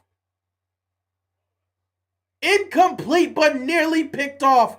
3rd down and 5. Pressure was coming. He nearly got strip sacked there, and he nearly threw a pick. That was just not good there. First of all, he nearly fumbled the snap, and then pressure was coming. He was very close to fumbling that, and then he just, look at this. Oh, he nearly gets picked. That interception could have ended the game. 3rd down and 5 here. Dak, you make a mistake like that, that's game. And they're probably going to have to go for it, too, because you can't punt the ball and hope for a 3 and out. This is 4 down territory. Here we go. 3rd and 5. Deep drop back. Dak fires. Caught! George Pickens. Good catch for Pickens. 1st down Cowboys. And they're going quickly. He does go out of bounds, it seems. That's something you needed for George Pickens. So the clock stops. George Pickens made a great catch there and got both feet in bounds and went out of bounds. 1st down and 10 for the Cowboys. They're at the Dallas 38-yard line. 2:47 left to go in this game. Dallas has got to keep this momentum up. They've got to get in the end zone to take this lead. Here we go. Dak takes a snap. Dak's looking. He's got time. He's firing downfield. Oh! He got it! Oh! Oh! Oh my God, that could have nearly ended the game. That was a hell of a throw by Dak Prescott, and CeeDee Lamb just can't make the catch. CeeDee Lamb again drops the pass, and then it nearly gets picked off. CeeDee, that's 3 traps. CeeDee, what are you doing? That was a perfect throw by Dak Prescott and CeeDee Lamb. For the love of God, catch a ball. What are you doing? That was a perfect throw by Dak Prescott. And CeeDee Lamb is out here trolling. The game's on the line, dude. What are you doing? Deep drop back. Dak fires down the field. Nearly picked off again. Oh my God, 3rd and 10. What is happening here? What are these plays, bro? Why are they going for all this? 2:33 left. CeeDee Lamb drops a perfect pass that was on a rope. Oh my God, CeeDee Lamb has 100+ yards, but he would have had 200 if he could hold on to a ball. What is wrong with this guy today? CeeDee Lamb is costing his team the game. With the game on the line, this is 4-down territory right now. It's 2:33 left. You have to go for this. There's no punting the ball here. 3rd down and 10. Gotta get this here if you're the Cowboys. Dak's taking the snap. Pressure's coming. He's got time. Actually, he's got time. Fires it across the middle. It is caught. But it's 4-down territory. You gotta go for it. You gotta go for it. And I'm gonna line up before the 2-minute warning. I gotta get this off before the 2-minute warning. I gotta get this off before the 2-minute warning. Because if this goes the worst case scenario, you'll have the 2-minute warning. You've got to get this off before the 2-minute warning. 4th down and 3. 2:10 left to go. You gotta get it off before the 2-minute warning. Here it is. Dak, get this off before the 2-minute warning. What are you waiting on? They're gonna wait for the 2-minute warning.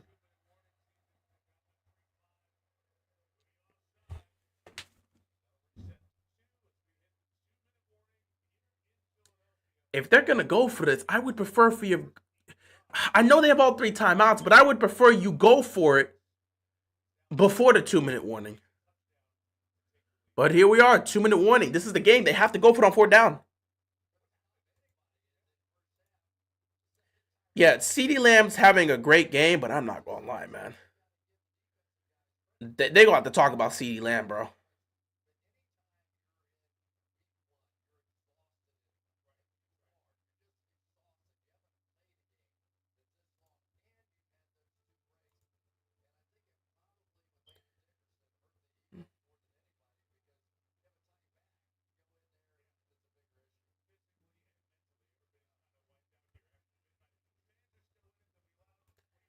CeeDee Lamb would have well over, he would have 200+ yards if he could just hold on to the ball.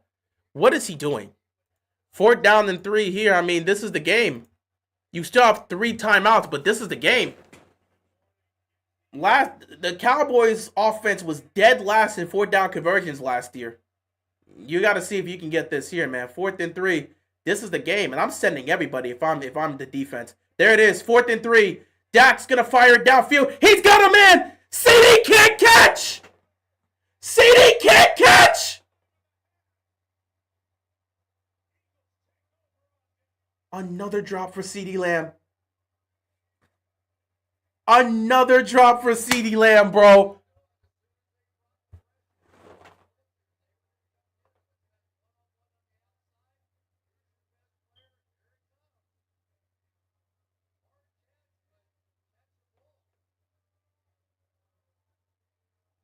CeeDee, you gotta make that catch, dude. Jesus Christ. Oh my goodness. CeeDee, you have to make that catch. It's not an easy catch, but if you want to be a top tier receiver, you can't be dropping these passes. This oh my goodness, this is gonna be CeeDee. Everybody about to talk about CeeDee Lamb at the end of this. Philly needs a 1st down to win this game. Dallas' defense is going to try to make a stop here. They get to Saquon first, and the timeout's going to be used. I'm not even going to lie, bro. CeeDee Lamb, dog. Nah, bro. They're going to be on his ass, man. I'm sorry. Excuse me for my language, but they are going to be on his case. Back to back. Drop after drop after drop. Dude, really? Drop after drop after drop. If I'm Dak, I'm pissed right now. But I'm not going to say it. But I'm just saying, CeeDee, I threw you a pass on a rope, and you can't catch it. I'm putting everything out there for you. That man, he ain't looking in George Pickens' direction. He ain't looking in Turpin's direction. He been giving you all the passes tonight, and you have been failing him. You have over 100 yards receiving, and people will sit back and say you are the primary reason they lose this game. What are you doing, dog? Again, if Philadelphia gets a first down here, the game is over. Second down and 10 here for the Eagles. They pick up a first down, the game is over. Hurts takes the snap, fires across the middle. He got to the A.J. Brown. A.J. Brown got a reception, but he's going backwards too. A.J. Brown will finish this game with a catch. A.J. Brown will finish with a catch. Dallas has used their second timeout. This is it, third down here. A.J. Brown said, I'm not finishing this game without a reception. I don't give a damn what you got to tell me. I got to get a reception here. And he came back to get that pass because pressure was coming. A.J. Brown came back to get that one. And he said, bro, I got to finish with something. I got to finish with something.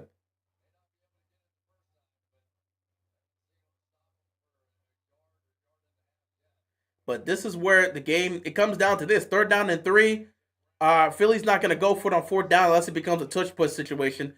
If Philadelphia picks up this first down, the game is over. Dak Prescott is on the sideline holding his helmet, praying for a miracle. CeeDee Lamb, this game is going to be on you, man. The game falls in the hand of CeeDee Lamb. At the end of the day, man, Dak was throwing you missiles and putting it on the money, and you couldn't make the catch. People going to blame you for, you had well over 100 yards, man, but when it comes to offensive execution in these moments, you just kept dropping passes. Third down and 3 for the game. Here we go. Hurts. He can take off and get it. He can take off and get it. He picks up the first down, and the Philadelphia Eagles are going to win their opening night game. Philly takes the game.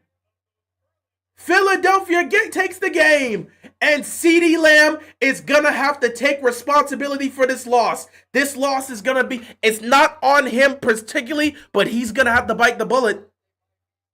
He dropped pass after pass after pass after pass. He's going to have to bite the bullet on this one.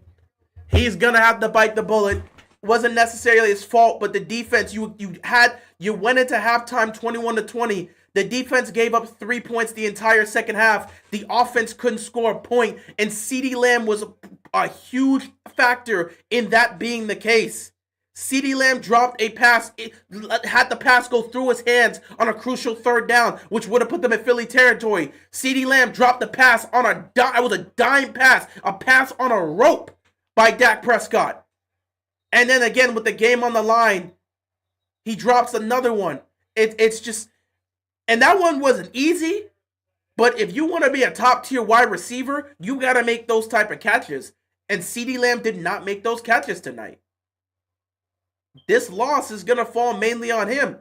Is he the only one at fault? No. Miles Sanders fumbling the ball is going to play a factor in it, but yeah, I mean, CeeDee Lamb. CeeDee Lamb. What happened to your hands? He didn't bring them. He didn't bring them. He did not bring him. He brought him in the first half and just couldn't catch anything in the second half, man. Wow. I ain't even gonna lie. This is a brutal loss.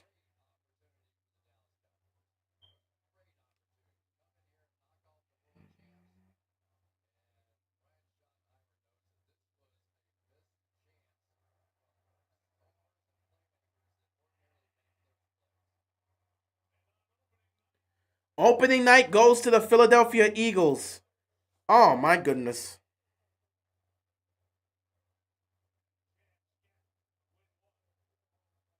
I'm gonna wrap it up here. Thank you guys for tuning in. I'm probably gonna be kicked out soon because this internet's been acting up. Connection's been wilding out. But Philadelphia gets a tough win here. They win 24-20. Dak Prescott did everything in his power to try to win this game. And it came down to CeeDee Lamb, your best receiver, just not making the plays. I don't know what to tell you, man. Like, CeeDee Lamb is going to have to be the one to take a lot of responsibility for this loss. You can say whatever you want to say about Dak Prescott, but, dude, the ball is in your hands on multiple occasions in the second half to convert, and CeeDee Lamb just could not do it. If you want to be considered a top-tier wide receiver, you got to make those catches, man. But with that being said, I am going to end it here. The NFL is back, baby. And Dallas starts the season with an L. A tough L. Good for me. I mean, I picked the Eagles to win this game, so good for me. But Dallas is going to take a tough L. And you got to look at CeeDee Lamb. At the end of the day, CeeDee Lamb finished the game. Shout out to AJ Brown for getting a reception. He's like, no, I'm not finishing the game without a reception. But CeeDee Lamb ultimately ended the game with 7 catches for 110 yards. But he had 13 targets and he had 3 drops. That's just how the game goes. With that being said, guys, thank you so much for tuning in. The NFL's back, and I cannot wait to do more of these. This game reminds me of the Detroit Chiefs game opener, and we all know who's responsible for that Chiefs loss. Absolutely. But yeah, I'm going to head on out, guys. You enjoy the rest of your night. Thank you so much for watching and tuning into the stream. And yeah, I will see you guys tomorrow for the Chargers and the Chiefs. Until then, be sure to stay safe